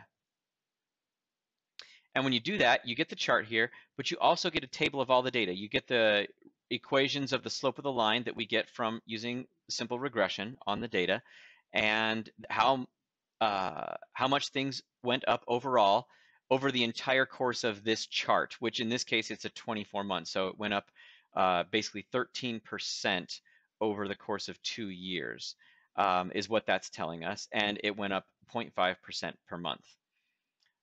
Okay, and then we have the total. So what the total is whatever you're analyzing. So in this case, we're analyzing competing data, median price per square foot. So the median price per square foot across this entire 24 years was $162. Now, this is the exact same information in red over here in this column, except instead of being my competing data, it's the entire neighborhood. So in this case, it's all single family homes in that defined neighborhood boundaries. And that in this case was $152 a square foot. And you can see there were 419 in this case and 118 over this 2-year period when it comes to my competing properties. Okay, and then down here, if we scroll down a little bit, you get the actual data for every bar. So this $166.99, there were 8 sales. If I hover over this, you can see the exact same numbers pop up. $166.99, 8 properties. That's this bar in the chart. And so this table of data is going to go into your work file as well in case you need it. And just like I showed you earlier, when you click on the data you're interested in, Spark shows you all of the data that helped it get there. So if you're looking at a chart and you think, you know what, this bar looks unusually low, I was expecting it to be higher, or vice versa, you just click it. And Spark will show you all the data that comprises that particular bar of that chart, and you can go in and look at it. I'm going to sort this by price per square foot, high to low. Okay, here, what about sold price? And you can just go in and see what's going on. Was there something weird? And then if there was, you can remove it, or you can change. You know, if you had if the agent had a typo in their listing, you can tweak it right here, and that just kind of updates everything everywhere throughout Spark. And then you just hit go back when you're done, and you're back to that screen. Okay, so I'm going to hit go back. All right, so now I'm going to get into actually customizing more in more detail the charts and analyses. And by the way, I just showed you how you customize the charts by changing this from 24 to 48 or whatever you want in this little bar right here, and also how to change it to a scatter plot or a quarterly bar chart or a yearly or monthly or whatever. But that also basically applies to all of the analyses. So every analysis you build also builds a chart.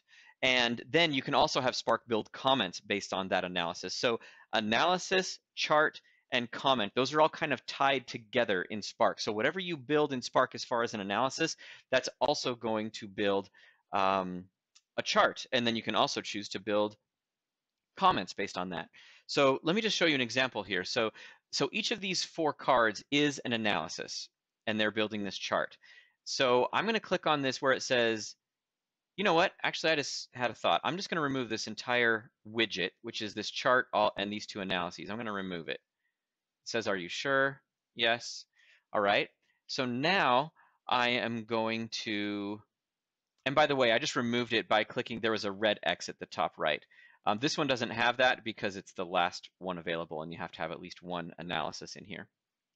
Okay, so in this one, I'm going to change everything to analyze median price instead of price per square foot. So all you do to further get into the details of the analysis is you just click the card you want to customize. So I'm going to click this blue one right here. It flips it over, and then these are the things you can customize about it. What data set do you want to use? The competing, the neighborhood, or the alternative? Now, I didn't upload an alternative file, so it's not showing up here, but this is where I could go in and turn on that alternative analysis if I wanted to. So, yep, I'm happy that it's competing properties. What do you want to analyze? I want to analyze price per square foot. Well, I want to change that. So let's click that, and let's just change it to median price. All right, so we did that. And now, is it a scatter plot? You just choose that if you want to be a bar chart or a line chart or whatever. And then trend line. Right now it's using the best fit, which is a logarithmic trend line. Now, I don't really like that one for these scatter plots, so I'm just going to go in here and I can change it to whatever I want. If I don't like best fit, where best fit basically means Spark looks at all of these 5 different, well, it's currently 5 different trend lines, and it finds out which one best fits the actual points of data from your data set, those competing properties. In this case, it happened to be logarithmic, but I'm just going to go ahead and choose linear. And so in that case, you see the linear trend line there. Now I could also choose it to be like a polynomial 3, and it does that. So anyways, you kind of, the point is you set it up how you want to, and that's how Spark will do things. Now, down here, oh, I'm sorry, there's one other thing, exclude. So you can also choose to exclude distressed sales. So what that means is I can click here and I can choose to exclude REOs, I can choose to exclude short sales, or I can choose to exclude both. Now I'm going to leave that alone for now and show you something else in a minute here that has to do with that. And then last, you can also choose what comments are built based upon this analysis. So this analysis on competing properties over median sale price, do you want to have comments go into your 1004MC or your market analysis about that? If so, turn it on. If not, turn it off. So if I turn it off, you can see this orange sentence or group of sentences up here. These are the ones that are being built based on this analysis. So if I turn it off, that orange just goes away. So now there are no comments up here being built on this analysis. But if I turn it on, it pops right back in. And you can see it says an analysis was performed on 57 competing sales over the past 12 months. The sales within this group had a median sale price of $245.9. Okay, that's great. Now you can also customize it from there. So I can say, you know what? I also want it to show the low and high. So when I check that box, which I just did, you see that orange comment above just altered itself. So now it says the median sale price is 245 with a low of 206 and a high of 296.5. I can further update that comment by clicking regression result.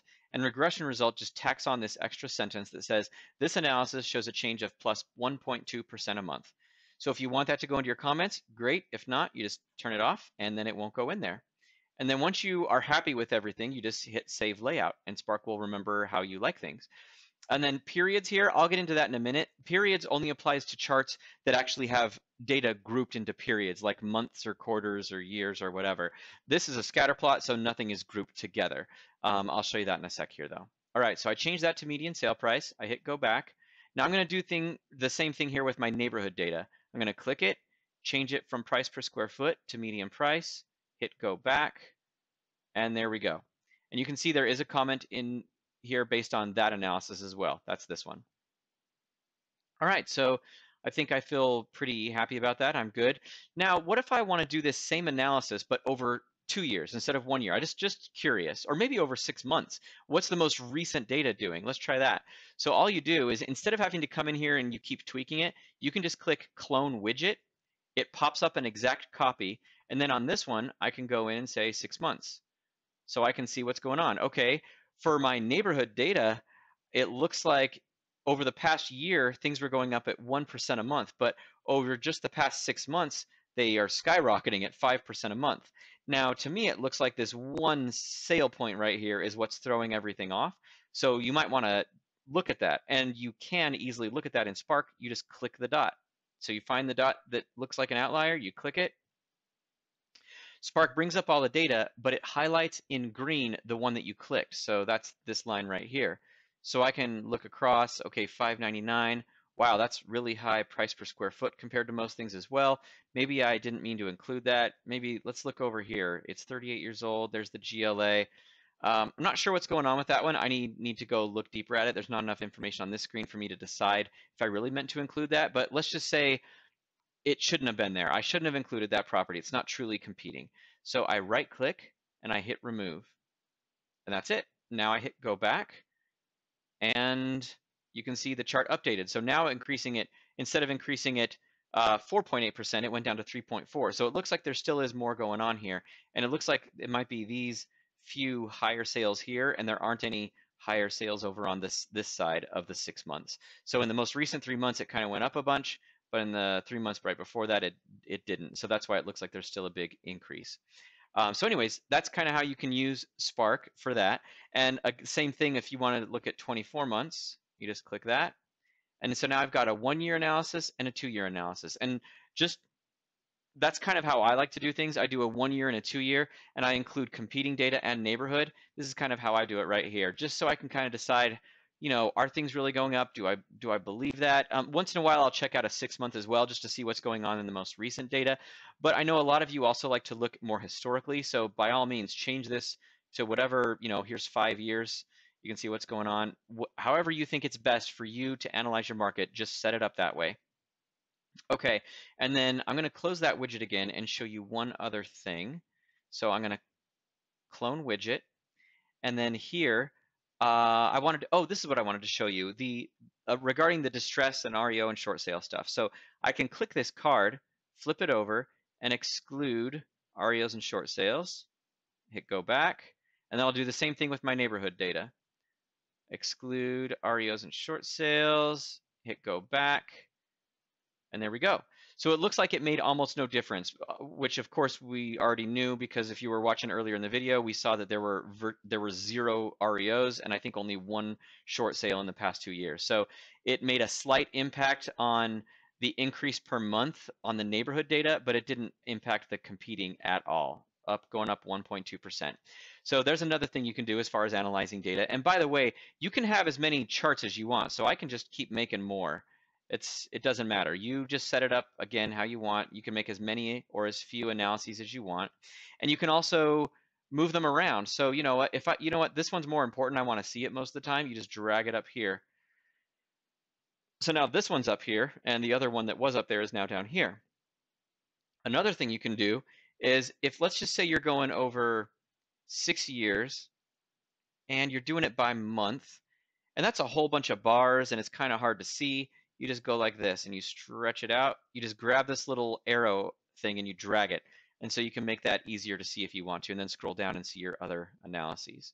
So that's the way that works. Now, I think I'm about done. There's that I can think of. There's, I think, one other item I want to touch on here. So the first time you use Spark, it's probably going to look something like this.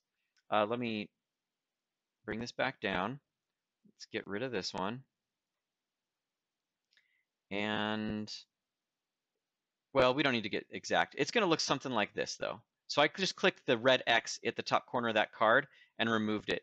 Now I'm going to click the X at the top corner of this card, click it, and remove it. So now all I have is my competing data, no neighborhood data at all. And Spark is going to look something like this the first time you use it. There's only one analysis on the chart. I think it has 2 charts when it comes to sale price. It won't have the REO short sale excluded, but it'll look something like this.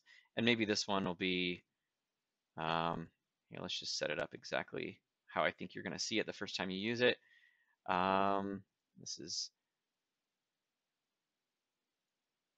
all right, I believe it's going to look something like this the first time you use Spark, although this will probably be a scatter plot. All right, so you go in here and you're like, okay, that's nice, but how did Brandon get that in Spark? How did he get that neighborhood analysis, those red dots or the red bars? All you do is you click to add an analysis right here. So I click that, it flips over my new card, and I can go in and define it. So let's say you want it to be neighborhood, boom. I want to analyze, and this is, by the way, this list of things to analyze is all context sensitive.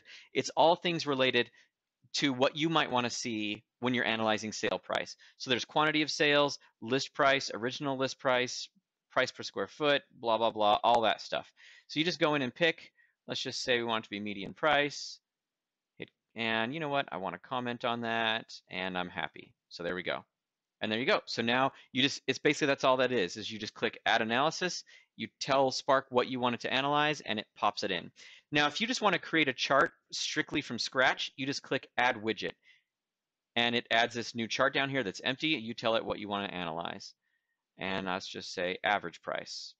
And there we go. So now I have a quarterly chart with using average price, and I can go and put a title in that chart if I want to. Again, don't forget, if you care about the data, you make sure and you click where it says show data. Spark brings up the charts and the data tables right here that are relevant. Okay, now I'm still going to tell you about the periods here in the chart, but I'm going to do that on the seller concession row. So let's go ahead and get out of this. Again, remember, hit save layout if you have it set up the way you want. All right, so now I got the 1004MC back up. Now I'm going to go into seller concession row. That's this right here. And now I have Spark set up already to put in this comment based on periods. And I did this because I know a lot of appraisers like this comment in there. And by the way, I'm using percentages, but in Spark you can also use dollar amounts. So let me just go and show you what I mean here.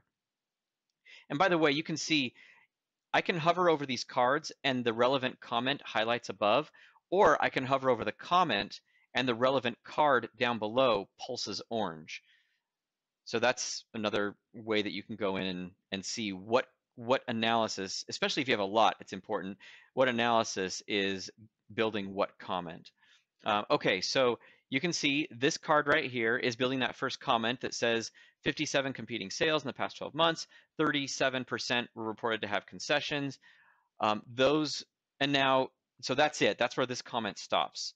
You could also add a regression result in there if you wanted to, but I don't want to. So now I can go over to this card, and this card, instead of analyzing the number of sales that had concessions, it's analyzing the actual contribution amount of those sales. And you can see the difference. This one says concession percent, this one says contribution percent. So I click that, and now I can see how that's kind of being built. I've got my low high, and so it says those sales with seller concessions had a median seller contribution of 1.9%. So right around 2% was my median seller concessions for those sales, those competing sales, with a low of 0.2 and a high of 0.3. Quarterly, the median seller contribution was reported as oldest to most recent. So this is each quarter. So that's this number right here. The 1.6, you can see when I hover, it's 1.6, 1.8, and up here, 1.6, 1.8, 1.5, 1.4, which is, I'm sorry, 2.4, which is this bar right here. So that, if you want to, you can then give that to the reader of your report. So that goes in as a comment saying, okay, these are what concessions we're doing, 1.6, 1.8, 1.5, 2.4. So they did go up quite a bit that last quarter. You might want to find out why.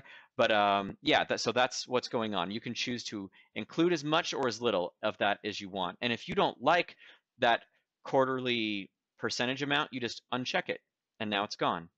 So that information will not show up to your client if you don't want them to see it. Now I'm going to turn it back on, but I'm also going to change something here. So I'm analyzing median contribution percent. I'm just going to show you because I know a lot of you like dollar amount. So I'm just going to click that, change it to median contribution dollar amount, which is that. And so now you can see it. Now it says the median seller contribution was 4,400 with a low of 500 and a high of 8,650. And here were the quarterly median amounts. So anyways, that's kind of how you can come in here, control the data that's going into your report, what your clients are going to see, and then also, like I said, every piece of data, whether it's going into your report or not, is going to go into your digital work file. All right, so I'm going to go ahead and click go back, and remember, save layout when you're done, when you have it set up how you want to. And you can tweak these trend lines too. If you don't like those trend lines, you can just tweak those by clicking the card. And then one last thing, it's a basic thing, but I just want to talk about it because I didn't touch on it before. So basically what I've done is I've created these analyses, and each card tells you exactly what you did. So I'm analyzing competing data, and I'm analyzing concession percent. In this one, I'm analyzing competing data, and I'm analyzing median contribution dollars. So the card will tell you exactly what you chose to have analyzed. So now when I can hit Save Layout, hit Go Back, and then when I hover over Seller Concessions now, which is right here, you can see it's showing me those three cards, the negative 2.9, positive 8.2, and negative 2.2. So it looks like the actual, so what that's telling me, if you look at those cards, the one on the very left, it says concession percent in that blue area. The one on the right, the red one says, or I'm sorry, the middle one that's red says median contribution dollar amount. So what that's telling me is the actual on the card on the left there is talking about the percentage of homes with concessions. So what that means is the actual percentage of homes with concessions is declining. So more and more often, people are buying homes without concessions. It's going down at 2.9% a month. However, those sales that do have concessions, the concessions are actually increasing at 8.2% a month. So basically, that's what that means. And then this 2.2, that's basically the exact same as the other blue card that's 2.9, except you can see it's over 24 months instead of 12 months. So that's basically it, how you are meant to use Spark. Now, of course, I did all that, and if you don't care about all that, that's totally fine. If you have some other unique way of doing stuff that you can't seem to be able to do in Spark, I think Spark should be able to accommodate virtually every type of market analysis you might want to do. So if you are trying to do something and you can't figure it out, please let us know, because the odds are Spark can do it, and just let us help you kind of sort that out. Now, but if there is something that you, for some reason, Spark just can't do it the way you want, you have some unique way of doing things, then you don't have to do any of this. You can just load up your sets of data. Remember how we just drug the files over? You go to your MC and you just hit export, and Spark will just throw all that into your report if you don't want to take advantage of these little trend preview pop-ups that come in as you go to hover over the checkboxes. All right, I believe I covered everything. I just want to make sure. Actually, you know what? There are a couple other things. So first, I'm going to click this gear icon in the top right and hit General MC Settings. And then here is where I was talking about how you can choose to include actives if you want, how you can choose to include pendings as actives in the 1004 MC. That's this drop down right here. So if you want to include pendings as active, you just choose this. If you want to exclude pendings, then you choose that. And this is the default choice in here. But you just choose how you want it to go in. And there are some other things you can tweak in here. For example, the time frame for getting your low-high predominant price. What that means when you have the option between 1 year back and all data is a lot of appraisers upload more than 1 year's of data for the neighborhood properties, which is what we use to calculate low-high predominant. But I would say the majority like to use only the data for the most recent year when determining that low, high, and predominant price. Because if you uploaded, let's say, 5 years worth of data, you might have a low and a high that were true 5 years ago, but not really anymore. So some appraisers like to use 1 year back just to kind of get rid of things that are old and may not apply anymore. But if you don't like that and you want to use all the data that you're uploading, you just click all data, and then Spark will use everything that you uploaded, regardless of how old the sale is. Okay, so that's that. And then on this screen right here, there are a couple things I didn't show you when we were uploading the data. So I know some of you, for example, are in MLS systems where you are limited to how many properties you can export at a given time. So if you're limited to like 250 or 500 properties, but you want to do a thorough 5-year back or 10-year back market analysis. I know some of you use Spark for like blog posts, so you can do like historic analyses and show agents or whoever or clients what your market, your zip code, your city, whatever was doing over whatever period of time. You'll use those more historic analyses, but you need more data. And if you're in an MLS that limits you to only 250 or 500 properties or even 1,000, you might need more than that. So like I showed you, I drug this file up here and dropped it on, but you can just do that as many times as you want to. The only caveat is you can't go over 10,000 properties right now. So the limit is 10,000. So you just keep dragging files up there. So I could drag this file up here and drop it on right here. Now I just drug the exact same file on, so you'll see what's going to happen here. Actually, it went away pretty quickly, but Basically, it said 1,206 duplicates removed because I uploaded the exact same 1,206 properties. So Spark is smart enough to know that uh, not to count the same listing twice. So if you go in your MLS and you do a search, you do like a 2-year search, you get all the data you need, then you do the search for the 3rd and 4th year, and then you do the 5th and 6th year, and you like get separate files essentially, and you drag each of those files up here, just in case you accidentally have some overlap and you have the same listing in multiple files. Spark will not count that. It will remove those duplicates. And so that's all you do. You just drag the files up that you need one at a time, and Spark will translate it and aggregate them so you can look at them. And you can also go in right on this screen and click the magnifying glass and look at all your data, sort through it, modify it, remove things, change things if you need to. And then you can also choose to remove it. If you accidentally dropped the wrong file up, maybe you dropped your competing file onto neighborhood by accident, you just click the red minus sign and then you hit yes and remove it. And then Spark will remove all those properties and you can just re-upload.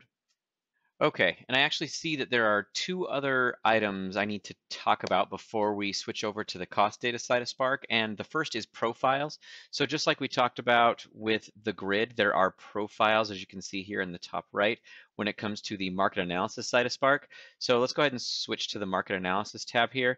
And essentially what profiles do is they allow you to set up different types of analyses, like we talked about here, these cards that pop up, the trend preview boxes.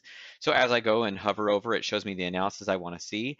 With the profile, I can set those up. So let's just say maybe for complex properties, you want to run a different type of analysis than you do on a regular tract home. So that allows you to use the profiles for that kind of thing. Or maybe, again, like we talked about with the grid, you might have certain clients that want to see things in a certain way or see you analyze things in a certain way. So you want to show that. And so you can go and set up a profile for client ABC and use it for that as well. And that also allows you to customize the colors that we use in the charts and all that kind of stuff. And you can set defaults as well.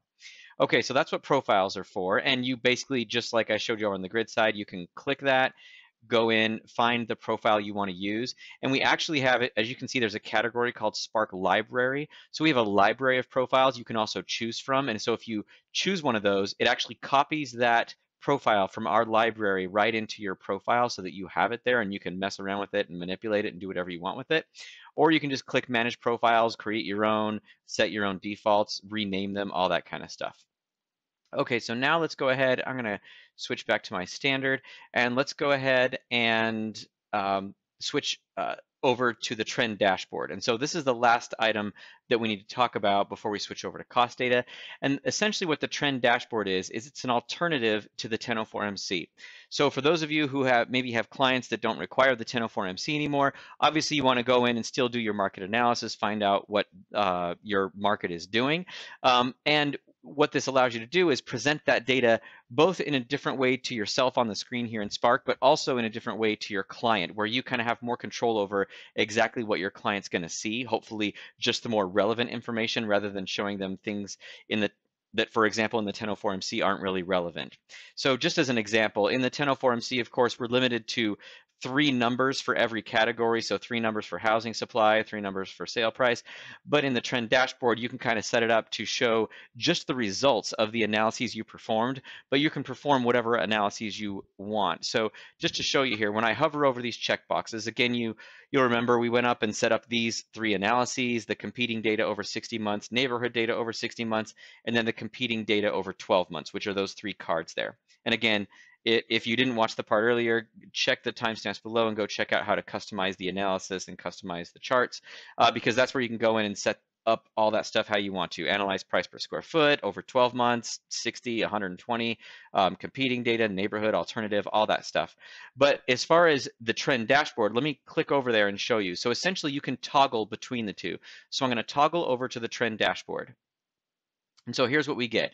And at first glance, it might take a little getting used to, but what we did was we set this up so that you can analyze your market however you want to, but then also show your client just the results of those analyses. So does your client really, if you want to do a 24-month or 2-year analysis by quarter, does your client really need to see all 8 quarters? Is that really helpful to the reviewer or the reader of your report? Or is what really matters just the results of that analysis? Like, just tell me how much are things going up or down?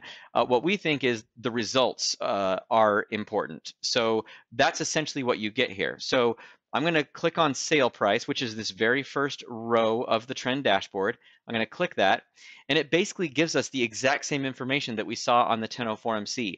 The only difference here on the trend dashboard is that you have this checkbox in the top left of each card. So I can click that and click that.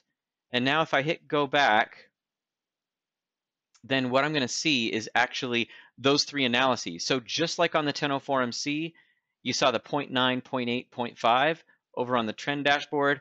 I got the 0.9, 0.8, 0.5. And if I want to, this page basically of all this data is going to go into my report. I can allow that to just go right into my report if I want it to. It'll look just like this. It won't have all this little data at the bottom here. That'll go into your work file, so it doesn't look really cluttery to the reader of your report. But basically it'll tell them, okay, the appraiser analyzed competing data over 60 months by median sale price, and things are going up at 0.9% a month. And the neighborhood is that, and competing is that. And so you control what your reader's going to see. You can still perform any analyses you want and have them all go into your work file. So you can see I have actually 4 analyses going on, but the reader's only seeing 3. And I could get rid of this and only show them 2 if I want to. It's just kind of up to you. You control exactly what's going to actually go into your report. Everything goes into your work file, but only what you check here is going to go into your final report. And so let me hit go back again and show you what that looks like. So I've got this, and I can also hover over, click these little eyeballs, and they show me the actual chart and the data table just by clicking the little eyeball in each area. And when I hover over this row, it shows me details. Like down here, I can see the range is $90,000 to 1.1 million. The median sale price is 220. I can see the median price per square foot is 168. And so all that information is just right there. I can quickly look at it. I can also choose if I want to call it increasing, stable, or declining. And we'll get into the fluctuating there in a minute. And I can also go look at comments. So if I click view comments, I can see my comments regarding sale price. Seller concessions are also here. It highlights in orange the row that you were looking at, but I can go look at those, and I can also click edit comments, and Spark will take me to that screen so I can go and edit those. If you want to see more about editing comments, check out that timestamp below, and you'll be able to get to that part of this video. But essentially here, you have full control, and you can show your client just what you want them to see. And along that vein, I also can control not just the numbers they see here in each row, but I can control what rows are visible and what order they're in. So if I think, price ratio is not important at all, I can find that row, hit the X here, and say, yeah, I don't want that. And so now price ratio no longer even appears here. So if you don't want to include it as something you're analyzing, then you don't have to. It's just completely up to you. And along that same line, you can control what order they're in. So if distressed properties, maybe they're not that relevant in your market at this time, you can drag those down to the bottom. You still want to include it, but you just want to put them at the bottom. You just drag that down. You grab the little hamburger icon there, and you can just put it up and down wherever you want it to be. So I'll just put it there at the bottom. And then, like we talked about, I can see that, okay, they're not really relevant. So I'm going to say, are they a factor? No. And are they increasing, stable, or declining? Well, other than this 1 over 2 years, they're stable. So I'm just going to call it stable. And that's kind of how this works. You mark what you want to call it. And you don't have to mark that if you don't want to, but if you can, you do it. And all this up here is this little speedometer looking thing, it's taking your choices and just telling you, okay, you made 0 negative choices, 2 positive, and 5 neutral, and that's where the number is. So over time, you'll be able to see this thing moving up or down, kind of telling you whether you have a market that's going up or a market that's kind of going in a negative fashion over to the left there. So it's just kind of a little indicator to you. This part right now doesn't go into your report. That's not for your client to see. It's just kind of a little visual cue to you. And there's no magic math here going on. All it is saying 5 neutral, 2 positive, and no negative, and that's where it goes. So if I chose a negative item, like let's say days on market is increasing, and you can see that's red, meaning that is a negative item. Days on market going up would be a negative thing. You can see declining green, and you can see that now a negative option is chosen, and the little speedometer thing went down a little bit to kind of compensate, to account for that. So that's the way that works. And I think that pretty much covers everything on the trend dashboard here. So yeah, I believe that covers it. So again, if you have any questions on any of this, feel free to give us a call or shoot us an email. But we're going to go ahead and move on now over to the cost data side. So I'm going to go ahead and click on cost data. Okay, so now we're on the cost data side, and you can see down here in the bottom, it tells you that we have partnered with Dwelling Cost to get our cost data. So they are the company who provides us with our cost data. Essentially, what you're going to do in Spark is fill in some information, and then Spark will go grab the cost data results from that information and then put it on your screen, and then also put that into your report.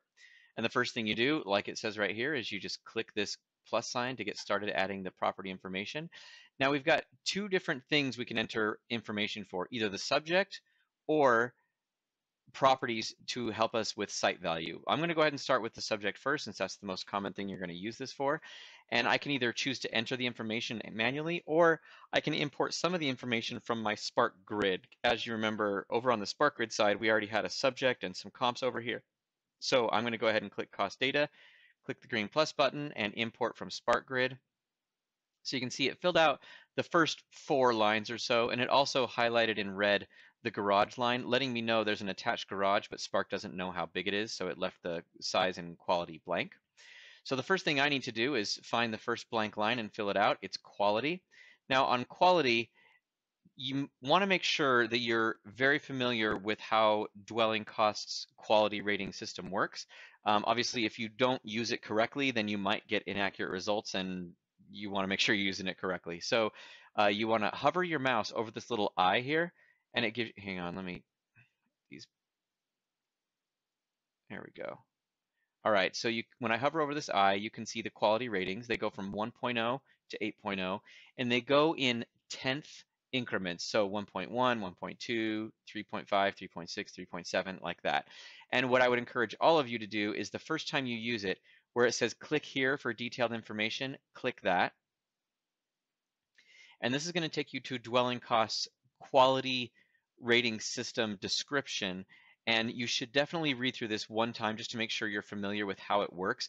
The really important notes from this, or keys from this page, are this part right here, general rules of thumb, and how many points to add. And then there's a quality level description and photo and images for each level from 1 through 8. So you can go see, like, 3 is average. Here's what an example of a 3 is, and you can scroll through and look at other examples of a 3. And then here's a 4, and so on, all the way up to 8, which is their highest rating system. Now, if you're doing super ultra luxury stuff, super high end, it's probably going to be out of the realms of the quality rating system in dwelling cost. Anything much higher quality than this, for example, or what dwelling cost might consider a 9.0 or a 10.0, that's going to be out of their realm. And the same would apply to other cost providers as well, like Marshall and Swift or Craftsman or national buildingcost.com or buildingcost.net. So anyways, you go through here, you find your base quality level. Let's just say you're doing an average home. It gives you a description of what that means here. And you say, okay, yeah, that's about the house I'm appraising. It's a 3. Then up here, you can add in points to that 3 depending on things. So if it has exceptionally good flooring for that type of house, then you can add in between 1 and 3 points. Exceptionally good cabinets, appliances, blah, blah, blah, and on so on until you get all these things added in. And so if I had really great flooring, I could, let's say I add 1, 2, or 3 points. So let's say I take my 3.0 and I make it a 3.3 because the flooring is just amazing. And then I say, you know what, the plumbing and electrical, or actually let's just say the cabinets and countertops are also much better. So I take that 3.3 and I can add on 1 to 3 more points. So then make it, let's at max of 3.6. And so that's what I would enter into Spark. So let's just go over to Spark. I can enter this in. Let's just say we want to call it a 3.6. Then you can enter in the information for your basement and patios and porches. And I'll just go ahead and enter in let's say 150 square foot patio. Now, patios and swimming pools and decks and porches, those kind of things, their quality rating system is a little bit different. You can see they have a drop down, and so you just choose what it is from here. And you can also hover over the eye and click here, and Spark will also give you the detailed quality ratings system for these. So you can see exactly what standard means or excellent and all that stuff, which again, I'd encourage you to do at least once so you know how it works. So I'll choose standard. Oh, I put in deck. So let's say we have a 200 square foot deck that's standard quality and 150 square foot covered patio that's above average. All right. And let's just say our garage is 450 square feet. And garages quality rating systems are similar to homes and basements. So they're and attics where they're just a number. So I'll call that a 2.5. They're typically lower than the main dwelling.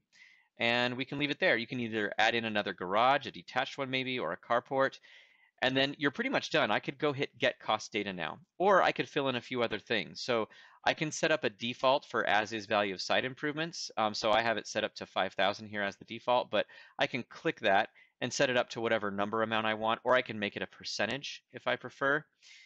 Or I can not use that at all and just manually type it in every time. And then other / additional costs, that would be, for example, entrepreneurial incentive or whatever you want to add in for that. Of course, I got my site size here, which is used for if we're going to do any kind of site value tools, that's going to help with that. And then I have my site value itself. I could type that in, and whatever I type in there, Spark will then load that into my report. And then last, we have the depreciation numbers down here. So by default, for physical depreciation, you can enter in your effective age, and let's just say it's, I don't know, 14, and that gives you a percentage. And that percentage is just based on the basic age, life, or straight line method. And you can hover over this little eye and Spark shows you. It's taking whatever effective age you enter in and dividing by the lifespan. And right now the lifespan is set to 65 years. If you don't like 65, you can just click on physical depreciation and change that to whatever you want it to be for that particular home that you're doing, that you're appraising. Okay, so I've got my physical depreciation in here. I don't have any external or functional, so I'm just going to go ahead and leave it as it is and then hit get cost data. All right, so now we have the cost data results filled in here. So you can see it says the dwelling is $109.11 a square foot. That gives us 182.5. And by the way, you hover over any of these little eyeball icons and they show you the math. So you can see when I hover over attic, patios, pool, it shows me the uncovered patio or deck is 1564. The covered patio is 3243 for a total of 4807. Parking I've got there, it'll do the same thing, add them up. Cost to build new, it shows you all the math when you hover over it. And by the way, all this math is also going to go into your actual digital work file, so you don't have to worry about remembering this or writing it down or taking screenshots. It's all going to go into your work file.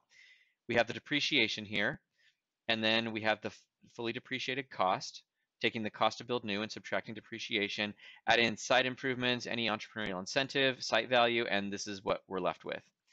And then I could just go hit export and then send this all into my report. Now, this number obviously is a bit low because I still haven't included any site value, and I'm going to go ahead and show you the site value tool now. So if you're not sure what the site value is and you want a little help with that, then you can do a couple different things in Spark. You can either take advantage of our allocation tool or the site extraction tool. Now, what I'm going to show you first is the allocation tool because it's the quickest and easiest to use. So you can click this green plus button, and then it says site value. And do you want to enter the property manually or import properties from the Spark grid? So I'm going to import them from the grid because that's way easier than typing them by hand. And then so basically Spark can help you using 3 different methods: vacant land, site extraction, and allocation. Vacant land just means that you can enter in some information on a few vacant land sales, and Spark will show you a little chart of the data and it makes it kind of easy for you to visually line up what you want to call the your opinion of site value for the subject based on those vacant land sales. It also will automatically calculate the site value from each property based on adjusting it for the subject's site size compared to the site size of each of those properties. I'll show you what I mean by all that in a minute here in case that didn't make sense. But I'm going to go ahead and say no, we don't have vacant land sales. And I'm going to say no to site extraction, which means it's automatically going to perform allocation. All right, and then it says, go ahead and tell us which properties you want to bring over. I'm just going to bring over all the closed sales, why not? And then hit import. and then done.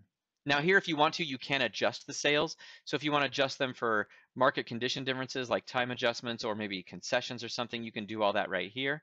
I'm going to go ahead and hit done. And now essentially what you're left with here is you have this chart of a bunch of blue dots and a bunch of red dots. Now the blue dots represent the actual extracted site value for each of those 9 properties. From, you see property 1 all the way up to property 8 here. And then we have also the average, median, and then the regression number right there. So if I just said, oh, you know what, I just want to call it somewhere in the middle because they're all pretty similar to my subject, then I would look at average or median, and I can just bring my little slider bar right here and put it over those average and median dots if I want to. And it says 53,000 or 54 or whatever I want.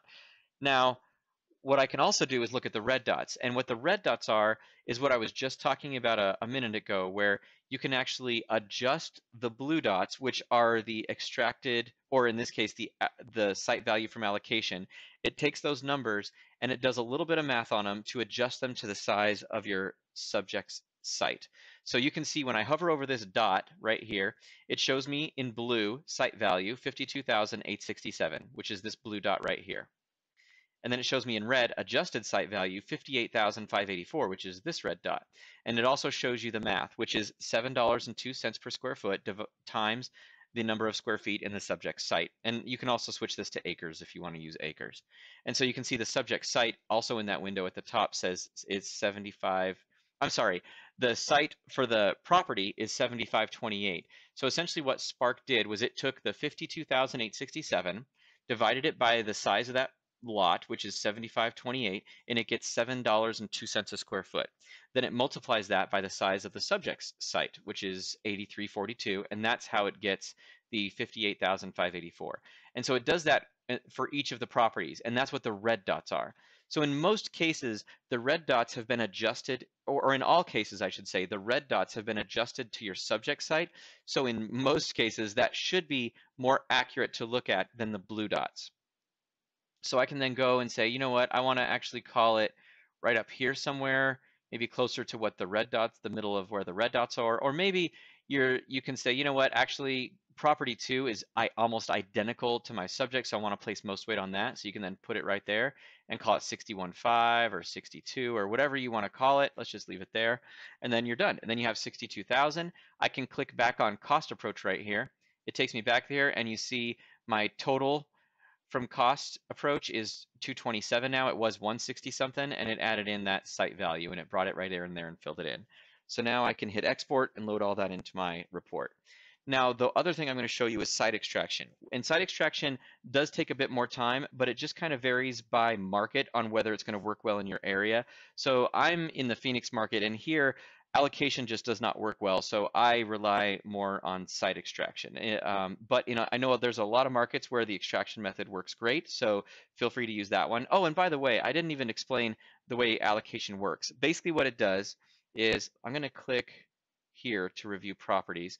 What it does is Spark takes the sale price of the property, and then it reaches out and finds out what your assessor uses as the land to fully improved value for that specific property. So it goes and finds the land value from the assessor, divides it by the fully improved value from the assessor, and it gets a percentage. That's the allocation percent.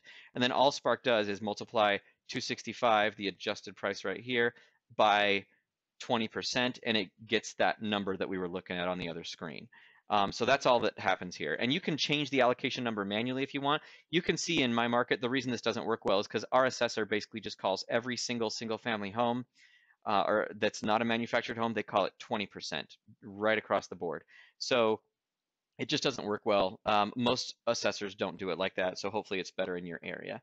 So anyways, that's the way allocation works. It just multiplies the sale price by the allocation percent that we get from the assessor. All right, so I'm going to hit done there. And now I'm going to go ahead and click back to cost approach. And I'm going to tell Spark to use the extraction method. So I'm going to click change site value method. It's going to say, are you sure? Do you have vacant land sales? No. Do you want to perform site extraction? Yes. All right, so now let's go in and add those properties in. So I'm going to import properties from the Spark grid. Again, I'm just going to do this, hit import.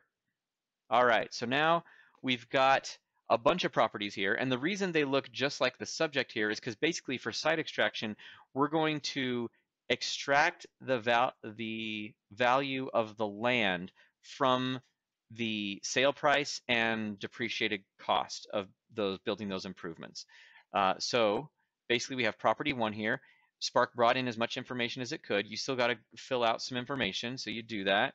And then let's just say we want to call it, yes, it has a patio, it's got a garage.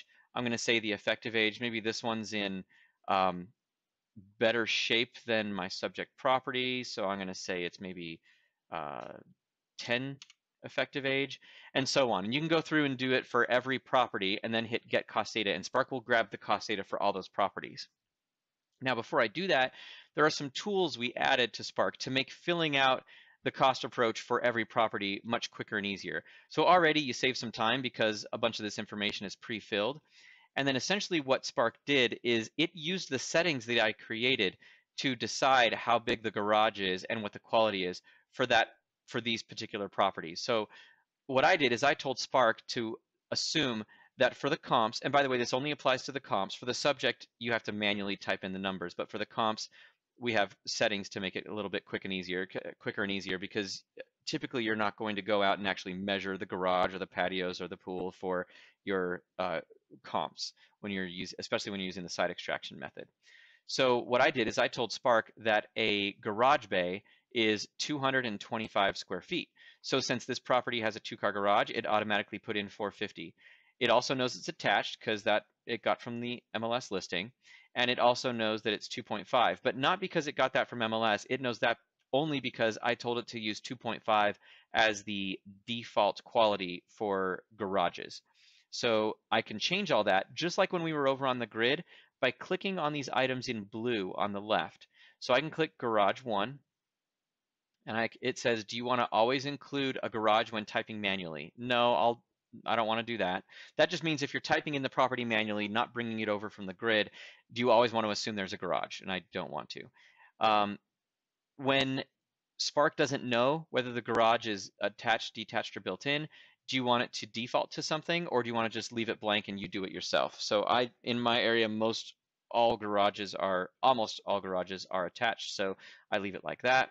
And then the default size per bay. So when I'm bringing properties over from the grid, how much do you want to assume one bay of a garage is? And 225. And then last, default garage size when typing manually. So most garages in the area I'm in doing kind of basic tract home stuff, then they're just 2-car garages, and this is a basic 2-car garage size.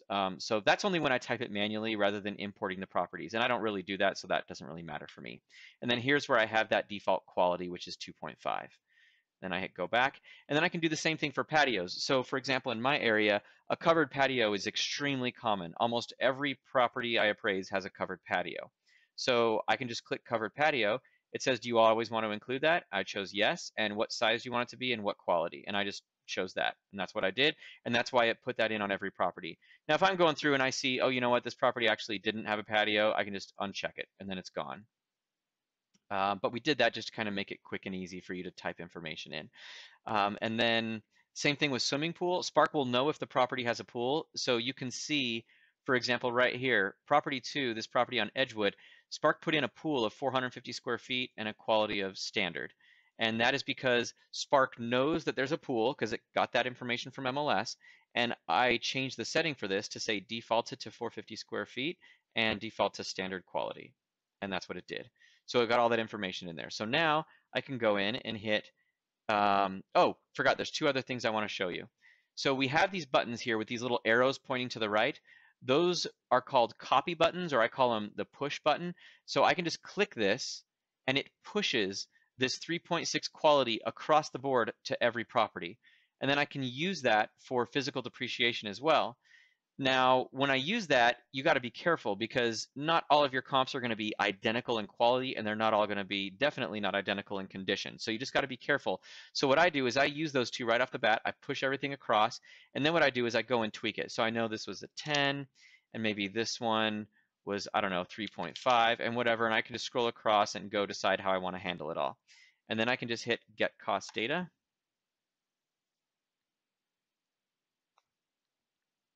And Spark just grabbed all that information, the cost data for all 8 of those properties plus the subject. And now at the bottom, on the subject, you have your total for your cost approach. The total depreciated cost plus your site value and as-is value of site improvements. Now for your properties though, for the extraction method, starting with property 1, the bottom number, and you can see as I hover over this little eyeball, it's the actual extracted site value. And you can see the math there. It took the adjusted sale price, 265, subtracted the depreciated cost, subtracted the as-is value of site improvements and any entrepreneurial incentive, and that's the number I'm left with. And so I can, now obviously I didn't do this super accurately. I didn't go in and look at the actual condition of each of these properties and go and modify it. So maybe, you know, this might be 10 or something. So you just got to go and tweak that a little bit. You got to make sure, otherwise you're going to get some wonky numbers if you don't go and tweak it a little bit. And maybe this property was a 4.0. And when you hit 4.0 and you change the quality, you have to re-grab the cost data. So you hit get cost data again.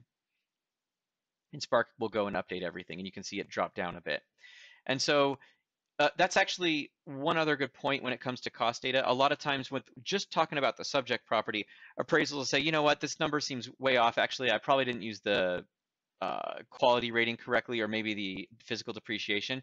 You can go in and change that at any time. So I can just go in and change this to, you know, 3.8 and then hit get cost data again, and do that as much as you need to make sure you get the right information in there. All right, now we've got all that information. That's all great. We've got all these extracted site values, but now what? So now you can click on where it says site value. And now you remember from that other screen we were looking at when we did allocation, we have that allocation chart, but we also have the same chart using extraction. And so I can go in and, oh, you know, I want to maybe place more weight on comp 7 when it comes to extraction for some reason. So there it's 100,000, or maybe I just want to come down here 90,000. That seems more reasonable to me, so I'll call it that. And then for allocation, maybe I think what we had something around here before, like 62. So now what I've got basically is I've got my opinion of value from extraction, and I've got my opinion of value from allocation. And now in my area, I like to place a lot less weight on allocation. So I'm going to place much more weight on extraction, and I'm going to say my final opinion of value, I'm going to change it from what I had before of 62,000. I'm going to change that to, let's say, 85. Now keep in mind, Spark will never tell you what your opinion of value should be. All it does is it does the math and presents you with the data, and then you got to go and decide. So I'm going to pick 85,000, go back to my cost approach, and if we scroll back to the subject, you can see the 85,000 right there, and it also updated our total cost. Okay, I think that covers everything we needed to get into on the cost data side of Spark. So now we can get into actually loading data into your report. So I'm going to go ahead and click on grid here. And by the way, whatever side of Spark you're on, when you hit export, it's going to send over all of the data that you have loaded into Spark in that session. It's going to send that over to your report. So even though I'm on grid, when I hit export, it's not just going to load in the grid data, it's also going to load in the cost data and market analysis if you happen to have performed them. Now you can, of course, like I said in the very beginning, just load up Spark, only do cost data, hit export, load that in, and there's no problem with that. Okay, so now let's go ahead and get some information into an actual report. Now, all you do once you're ready to get that information into your report is you click this big green export button over in the top right. And then you're going to see a bunch of settings. Now, the first time you use Spark, I would encourage you to leave as many of those settings how they are, just so you can see how Spark by default is going to load information in, and then from there you can tweak it. The only caveat to that is if you are using a la mode products, you want to make sure and make this picture size setting small, medium, or large. And by the way, that picture setting is going to be different depending on what form filler you use. But if you're using a la mode products, you get small, medium, or large. And if this is set to match your comp photo page in your actual a la mode report, then you will not get any issues with photos. You won't have duplicate photo pages or any weirdness like that. If you do end up getting duplicate photo pages, like Spark loads in an extra comps 1 through 3 photo page, even though it was already in there, that just means this setting isn't set right in Spark to match up with what you use in your a la mode reports. And I'll show you more of that once we get into it here. Now you can add the Google Street View. And so by default, Spark does not load in the photos of the subject or comps into your photo pages, but you can have it do that by just clicking this checkbox, turn it on, and Spark will load in those photo pages. I'll go ahead and turn that on for this little demo. Subject listing history, you can decide where that goes on a separate text addenda or right into the form itself. Transfer history.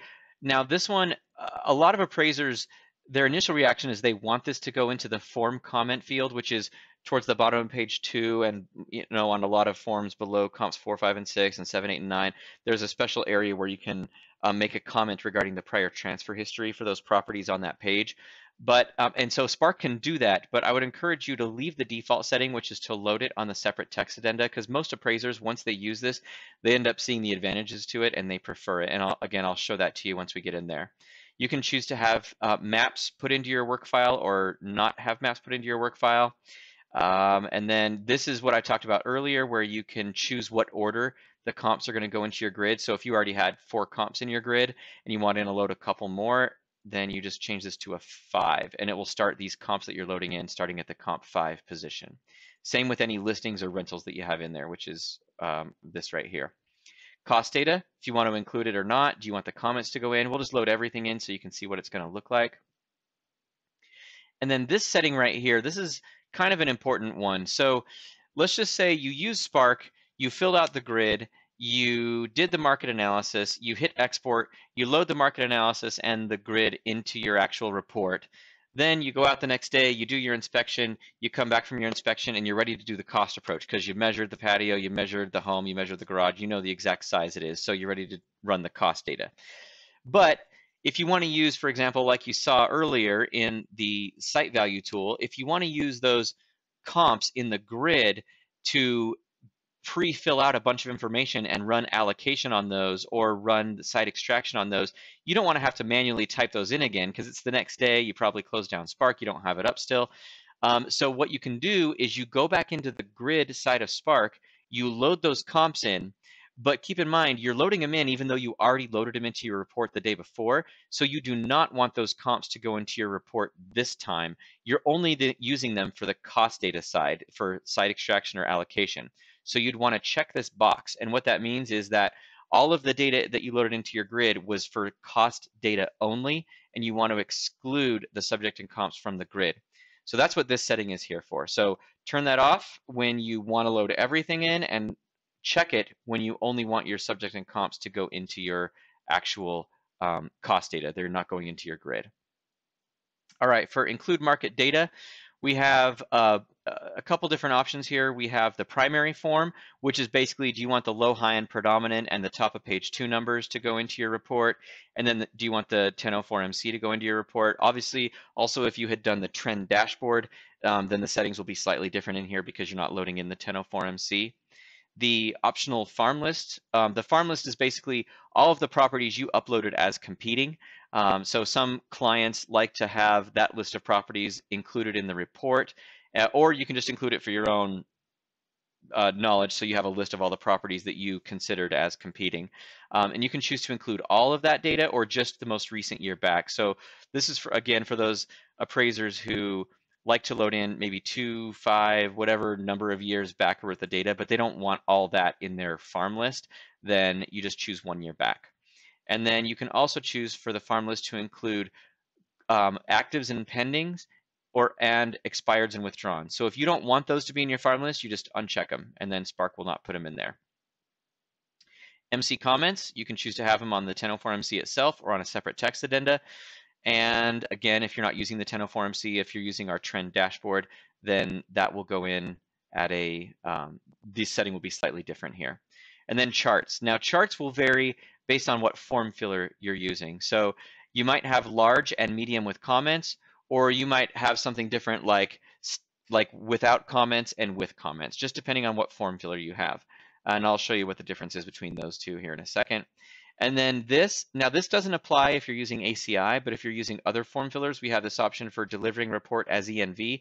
ACI takes care of this automatically, so it's not something you have to worry about in Spark. But with the other form fillers, if you're delivering your report as an ENV, or if it's going through appraisal portal, then you need to check this box. That way, Spark will load in some charts that are compliant with that format. They're not as pretty, not as easy on the eyes, but they are compliant. So you want to check that box.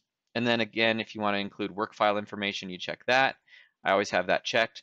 And then if your form itself is legal or letter, now again, in some form fillers, this is not an option because they handle that automatically. And then your work file. Do you want your work file to be sent over as legal page size or letter? And that's pretty much it. If you are with a la mode, this only applies to a la mode. You can also click this just give me PDFs, which will give you all the work file information as a PDF. And rather than loading anything into your report, it's just giving you that work file information as PDFs. Now, the other form fillers, there's options for this as well, but it's handled a little bit differently. So now I'm going to go ahead and hit go. And actually, let me just show you one more time. The way it works is you hit export and then go. And then Spark is going to take maybe 10 or 15 seconds. It's going to get all that data put together into a file. And that file is what you're going to load into your actual a la mode report or your ACI or ClickForms report or whatever form filler you're using. Okay, so it's done now, and you can see it's downloading this file down here in the bottom left called report.tdcx. Now, this might look a little different depending on your browser. Like we talked about at the very beginning of this video, if you're using Chrome or Firefox, it's probably going to work something like this, and the file will appear. In Firefox, it's up at the top right in that download arrow. You just click it, and that starts the process. If you're using Internet Explorer or Microsoft Edge, then they're going to say, do you want to open or save? You just click open. So if you're using Microsoft Edge or Internet Explorer, just choose the open option, and that will start this process. Now, keep in mind, again, this is if you're using a la mode, and so with a la mode reports, you get this little window, and it says, do you want to create a new report, or do you want to merge into your currently open report? And if so, do you want to replace all that data in the report or just keep the data in your report but merge everything else? And these two options exist currently in every form filler we work with. So basically what it means is this first option, which in ACI is the default option, it means whatever data you already have in your report, if there's something filled out in any field, if you choose this option, Spark will not be allowed to load information into that field. It assumes you don't want to overwrite what you've already typed into your report. It'll only load into blank fields, basically. So whatever's blank, Spark will be allowed to load into. This option means no matter what's in your report, if there's data going into that field from Spark, Spark is going to be able to overwrite that with the Spark information. So for those of you who use templates that you kind of have just a few things pre-filled out, not really nothing in the grid, just a few, maybe like some basic commentary you'd like to have in each report, you're using templates, you want to use this option most likely because you don't want Spark to mess with what you already have in your template most likely.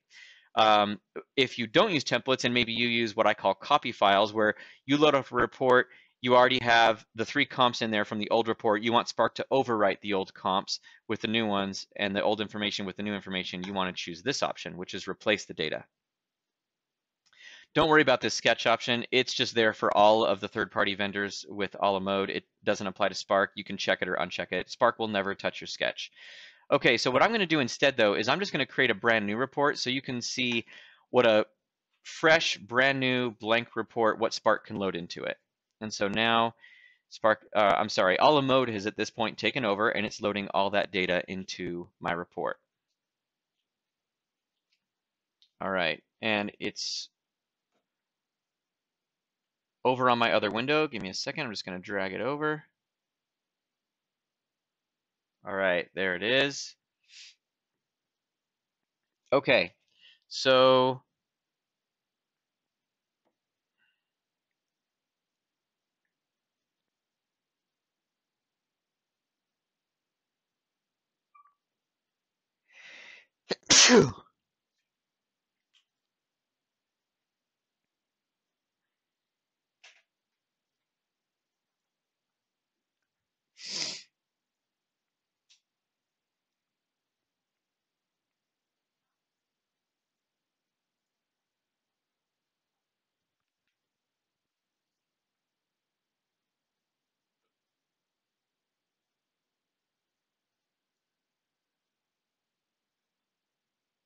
why'd I do that? Why'd I do that? Oh well.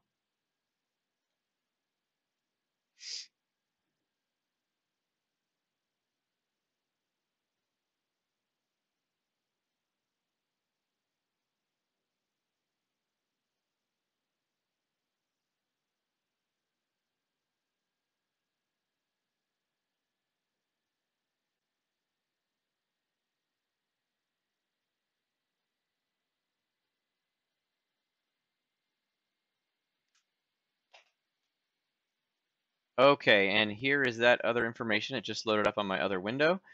And I'm just going to go ahead and click on Forms. And so essentially now you can see exactly what Spark is able to load in and not load in. So got a bunch of information filled out here at the top of page 1. The checkboxes that you, the appraiser, choose in Spark here, and the low, high, and predominant numbers. Some of the basics for the improvements and the site information. Let's see. I'm going to scroll down, and here we get into the grid. So we've got the numbers that go at the top of page 2. Got our comps in here. Most of the grid pretty well filled out. Of course, this information is all information you want to go in and vet and verify yourself. Don't just trust Spark. It's basically bringing in the data based on your preferences from MLS and public records. But we all know that those can both be inaccurate at times. So just make sure you go in and vet the data yourself. Down here, we've got the checkboxes for the prior transfer history. You've got the transfer history information filled out, the most recent. Like I said, when we were talking about exporting, Spark can load in the comments for the transfers right here or on the separate text addenda. So that's what I'm going to show you once we get down to that section. Here we've got the cost approach. So it put in a comment saying that we use both site extraction and allocation methods to arrive at opinion of site value. That's what I did in this demo. It said site extraction utilized cost data from dwelling cost. Based on extraction, the opinion of site value is 95. Based on allocation, it's 62. And the appraiser reconciled that information and arrived at 85,000 as the opinion of site value. And there's your opinion of site value there. Of course, it loaded in all the other information, the cost data, basically kind of a layman's explanation of what that 3.8 quality rating means. What zip code it came from, the multiplier, that it uses to get to localize the data. And we have the basic here of that information and the results. And if we keep scrolling down, we're going to go ahead and get down into comps 4, 5, and 6, 7, and 8. And then if you'll remember, we also loaded in an REO addenda. So there's our 3 listings and the REO addenda information loaded in. Let's see, our 1004MC. And depending on your form filler and your options, if this comment's too long, it can automatically bleed over into your text addenda or just automatically all transfer over there. It's kind of just depending on how you have your form filler set up. Or you can just choose for Spark not to load the comments in here at all. Obviously, I have a lot of comments loaded in here. That's not normal, but that's something you fully control. And if you aren't sure how to do that, go back and watch earlier in this video when we talk about getting into how to customize the comments. And you can see the timestamps below for that information. Here are the charts. Now, I chose medium with comments, which is an option for all mode products. And so the charts are a little bit smaller, and then you have the comments right next to them. And so that's what this looks like here. And again, if you didn't watch earlier in the video, you can customize all this. So if you don't like scatter plots, you can use bar charts. You don't have to have it look like this. I know a lot of appraisers prefer bar charts because it looks better to them. So feel free to use whatever kind of charts you prefer and whatever trend lines you prefer. Again, look down in the timestamps below if you want to look at how to customize your charts. Okay, now here's that transfer history. So it's got the subject 36-month transfer history. There were none. And the comparable 12-month transfer history. So in this case, it looks like I had 2 properties that had transfers in the past 12 months. And this one, which looks like it was comp 1, it actually transferred twice in the past year. So it loaded in comments for both transfers. And hopefully that's something that is going to save you all a bunch of time when it comes to typing all this information up, because it's just kind of tedious stuff. Of course, you want to go in there, look at it, and analyze it. But the tediousness of typing it up, that's what Spark is going to save you here. And then same thing, you can have Spark do that with your REO listings or your rentals if you want as well. But you can also turn that off so it won't do that with those properties. And here are the photos that are loaded in from Google. And that is pretty much, let me see if there's anything else. Yeah, I think that is it. Now, what you can also do in a la mode is you can click this work file tab, and your complete work file is in here. All of the documents that Spark created go in here. So each one of these documents is from Spark. Now, I'm not going to get in here and look at these because I'm going to save that for later after we get through loading data into ACI and ClickForms as well, and any other form fillers. And then at the end, we'll get into all of the work file information. So now I'm going to go ahead and show you what it looks like to load data into an ACI report. So let's go ahead and minimize that. We'll pull up ACI. All right, there we go. So I've got my report open that I want to load data into. That's what you have to do. And actually, I forgot, I still got to export. So now I'm going to export for ACI. So I click export. And now you'll see instead of saying go down here, when you're an ACI user, it says report data and work file PDFs. So just like I talked about with a la mode where it says just give me PDFs, you can click that. This does the same thing. You click this and Spark will download to your computer a folder that has all of those PDF documents in it. What I'm going to do though is click report data because this is what's going to actually send all that data into my actual report. So I click that, give it 10 to 15 seconds. Spark is going to create a file that then you're going to use to load data into ACI. And actually looks like that's done. It's downloaded that file. And if you have a subject property, the name of that file is going to be your subject property address, and it's an XML file. If you don't have a subject, it's going to be called Spark Data XML. But all you do is you go into ACI and you click eServices, Import Analysis Data, and then Spark. And you give ACI a few seconds, and then it's going to pop open with a window. And keep in mind, this is the one we just got. It's the address of our subject property. So you just click that and then click open. And now ACI is going to pop open with a window, and it's going to be similar to the window we saw when we were doing it in a la mode, where you can choose to merge the data into empty fields only or overwrite existing fields. So if you want Spark to overwrite everything in your report, choose that. If you only want it to merge into empty fields, so any fields that already have data, Spark will not be allowed to touch. I'm going to go ahead and choose overwrite everything, and this is an empty report anyway, so that doesn't really matter. And everything you see here is basically what Spark can load into your ACI report. And this is basically identical to the other form fillers. There's not a lot more or a lot less data in, or any more or any less data when it comes to the actual report that gets loaded in. So we've got the basics for the property, the checkboxes that you chose in Spark, low, high, and predominant. Got some basics for the improvements. I'll go down to, let's look at the sales comparison approach. So we got the numbers at the top of page 2. We've got the grid filled out here. Again, just like I said before when we were going over the a la mode data, you want to make sure and vet and verify the data. Don't just trust everything. This is data from MLS and public records, which we all know can be inaccurate. And we've got the checkboxes for the prior transfer history, that information there. Now you can have Spark load in comments for the transfers right here, or you can have it load onto a separate text addenda, which is what I have done, and it's the default setting in Spark, and so I'll show you what that looks like here in a moment. Here's the cost data, so loads in just like we saw before. Got all that information entered in, even talks about how you got to the site value, assuming you use Spark for that. Obviously, if you didn't, that's not going to go in. And so that's pretty much it for that. Let's go ahead and skip to the 1004MC. So we got that filled out. We've got the comments. You can have that go over to a separate text addenda if you want to. I'll close that because I had that comment. That comment was quite long. And again, you can control the comments. So just look at the timestamp below and you can go and check out how to customize the comments in your 1004MC. All right. I'm going to scroll down. Here are the subject photo that we loaded in. We've got some comp photos. And let's see here. What else do we got? We have the REO addenda. This is that REO addenda that we loaded in with Spark. And then we have the charts.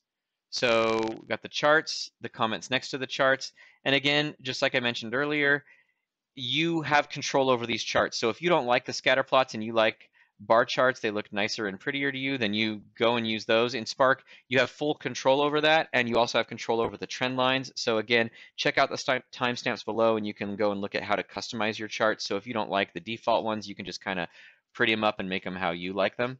Here's that text addenda with the transfer history. Again, Another thing to hopefully save you time, for example, this property right here, it had 2 transfers in the past 12 months, and Spark loads in the data for both transfers, so you have that right there, and you don't have to type it in yourself. And that is pretty much it. I'm not going to get into the work file now, because now we're going to get into how to load data into ClickForms, and then the last thing we'll do is we'll get into all of the work file documents. So let's go ahead and I'm going to minimize that, and let's get into ClickForms. All right, we got our report open here. I got a nice, clean, empty report, so you're going to be able to see all the information that Spark loads into it.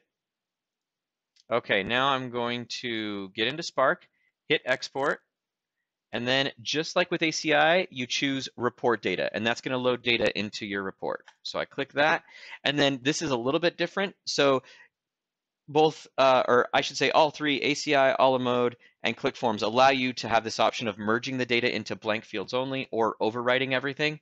And so this is how it works with ClickForms. With ClickForms, it asks you right here if you want to merge the data, it tells you what that means, or if you want to replace the data, and it tells you what that means. So I'm going to go ahead and choose replace. And we'll wait for Spark to do its thing. Again, this takes maybe around 10 to 15 seconds total, and it's going to spit out a file to us, and that's the file that we're going to use to load all of the data into ClickForms. So there's our file.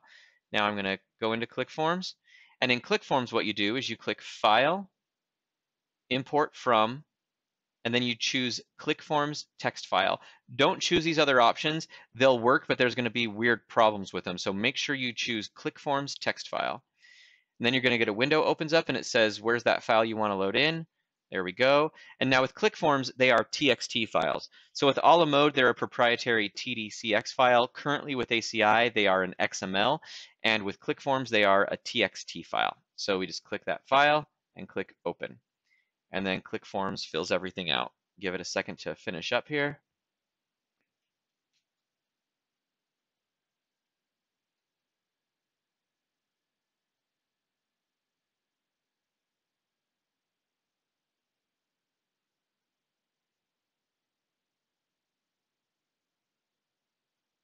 Okay, it is done. So now we got our information. So here, let me expand this out a bit.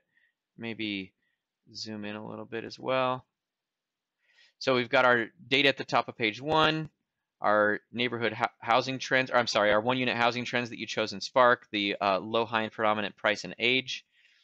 We've got some basic improvement information, our page 2, our grid, top of page 2 numbers, that's all filled out. Again, just like I said with ACI and a la mode, make sure that you're taking some time and verifying the data, vetting it. It's coming from MLS and public records, which can be wrong, so you want to make sure and verify the data yourself. We've got the transfer history down here. Spark will check the boxes, load in the information. It will also load in a comment here. If you want the transfer history information to go here, it'll load in the comments for that right here. But the default is to load it on a separate text addenda, which I will show you towards the end here. There's our cost approach loaded in, information regarding how you got your site value, all the cost approach details. And let's go ahead and skip on down to, there's comps 4, 5, and 6. And we have the subject photo info, the comp photo info, and let's go ahead and skip down here. So there's the REO addenda. If you'll remember, we loaded that in when we were on the grid side of Spark.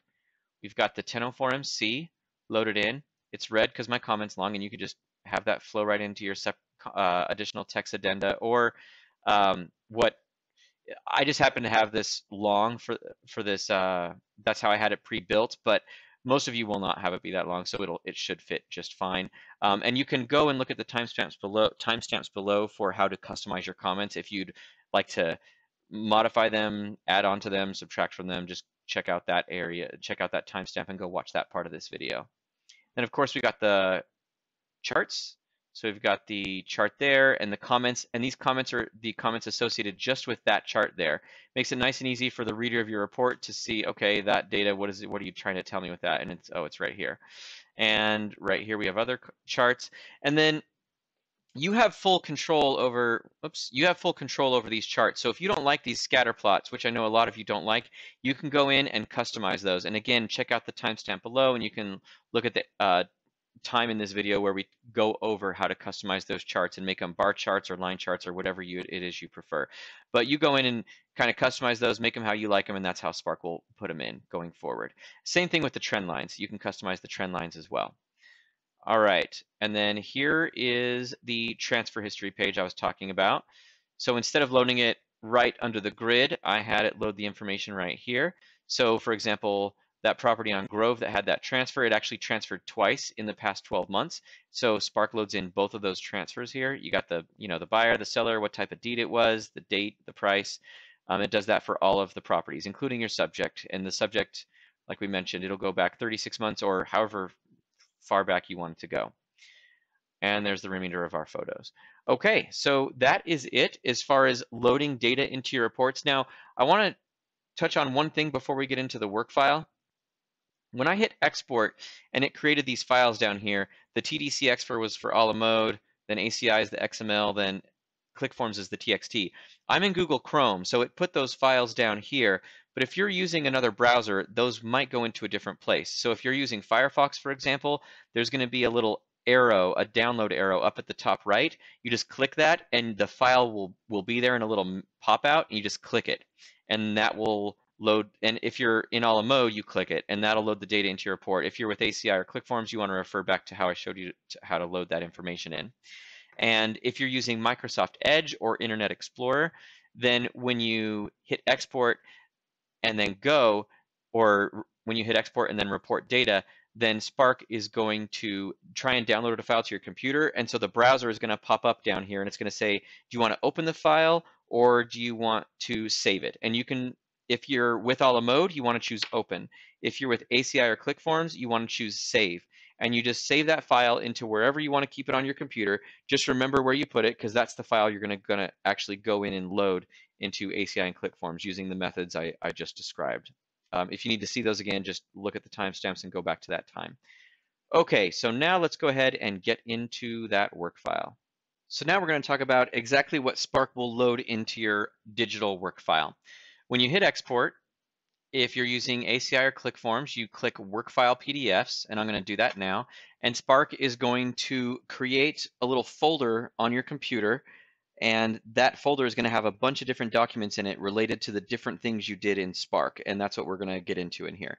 Now, keep in mind, you can go back and watch the a la mode export explanation, which is maybe 10 minutes back. Go look at the timestamps below, but in there, you can see that in a la mode, what happens in here, I'll just show you, I have it right here, is you click work file up at the top and you have all of your work file documents right in here. With ACI and ClickForms, that doesn't exist. So with ACI and ClickForms, you just click work file PDFs and it downloads this to your computer. And you can see that is this folder that downloaded right here. So I can just click that, and keep in mind, if you're using Microsoft Edge or Internet Explorer, that when it'll prompt you to either open or save, and you probably want to hit save it into the folder you want to keep it in, because that's your digital work file from Spark. Most appraisers have like a folder they keep for each subject property, or for each appraisal, I should say, and so you probably want to save it in there. So just choose save. And if you're using Chrome, then you can just drag this file over to wherever you want to keep it on your computer, and that's where it'll go. But for now, I'm just going to click it, and it's going to open up into this window here. There we go. I'll just make it a little smaller there. And this is what we've got. So essentially, these are the documents that Spark creates for your digital work file.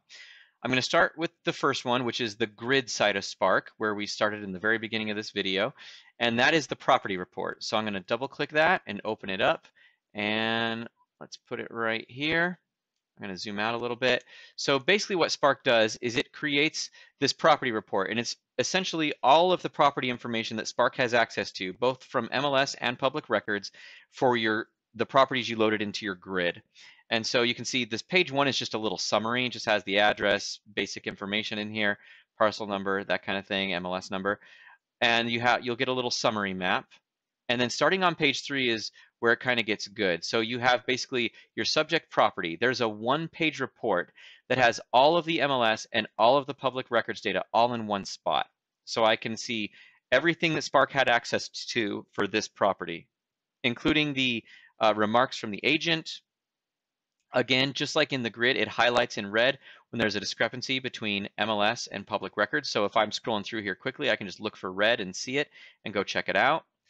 And I got my listing history, and I also have right below the property characteristics, I have the complete transfer history, not just what Spark loaded into your report, but all of the transfer history for that property. And also right below that, the complete mortgage finance transactions for that property, and then the listing history.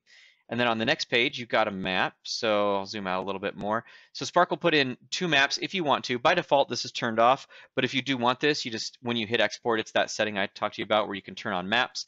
But basically, it loads in a map that's zoomed in all the way. And if, depending on where you are at, then Google will load in the building footprint of the property. And then another one zoomed out a bit more, showing a little more of the surrounding area and with the satellite overlay on top of it.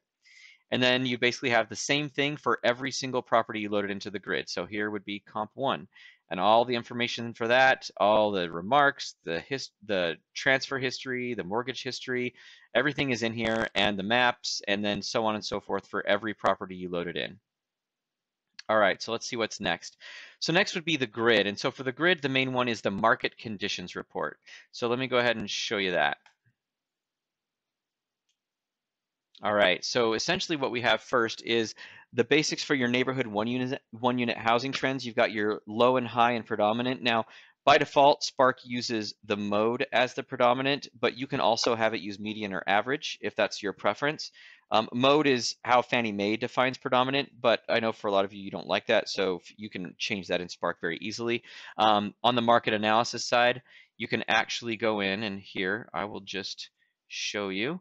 On the market analysis side, where it shows predominant, it's in blue right here. You just click that, and you can see that you can change it to mode, median, or average, whatever your preference is. And then when you're done, you hit go back. And by the way, Spark will save that for all future uses, so you don't have to worry about going there and changing it every time. All right, let's go ahead and head back to the grid side of Spark, and we'll get back into that PDF.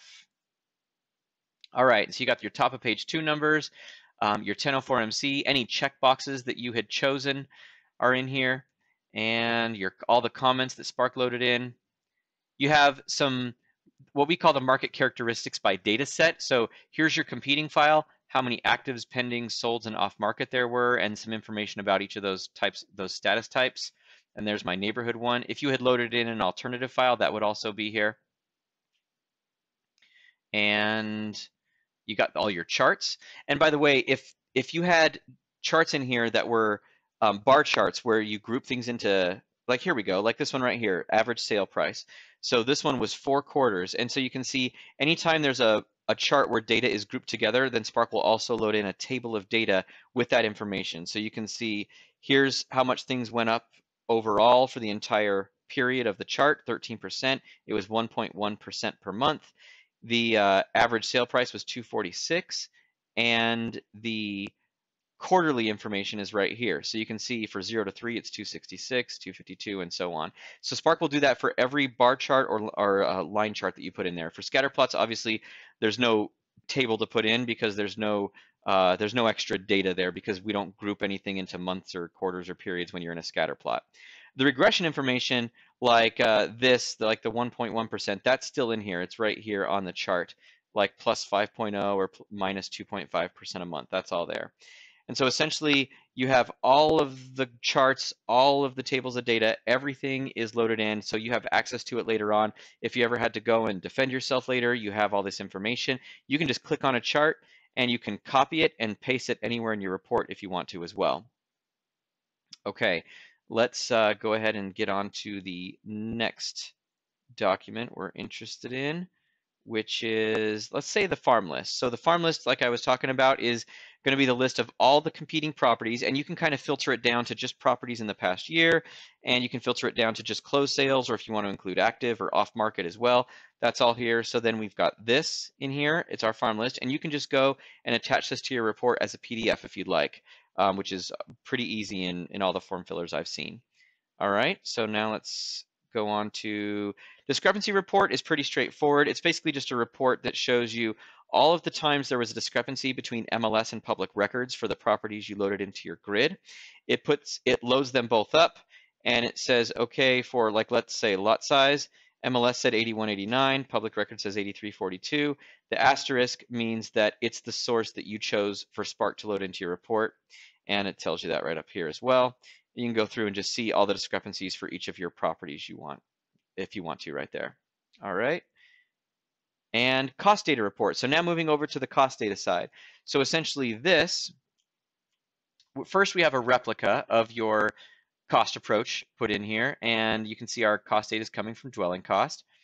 And then here we have the actual information as far as the results of the cost data and any calculations. So for example, you've got the above grade dwelling details. So over on the left is what you typed in to Spark, like the size, how many baths, bedrooms, stories, or not bedrooms, the quality rating, and then the results from that, $112.44 per square foot results in that.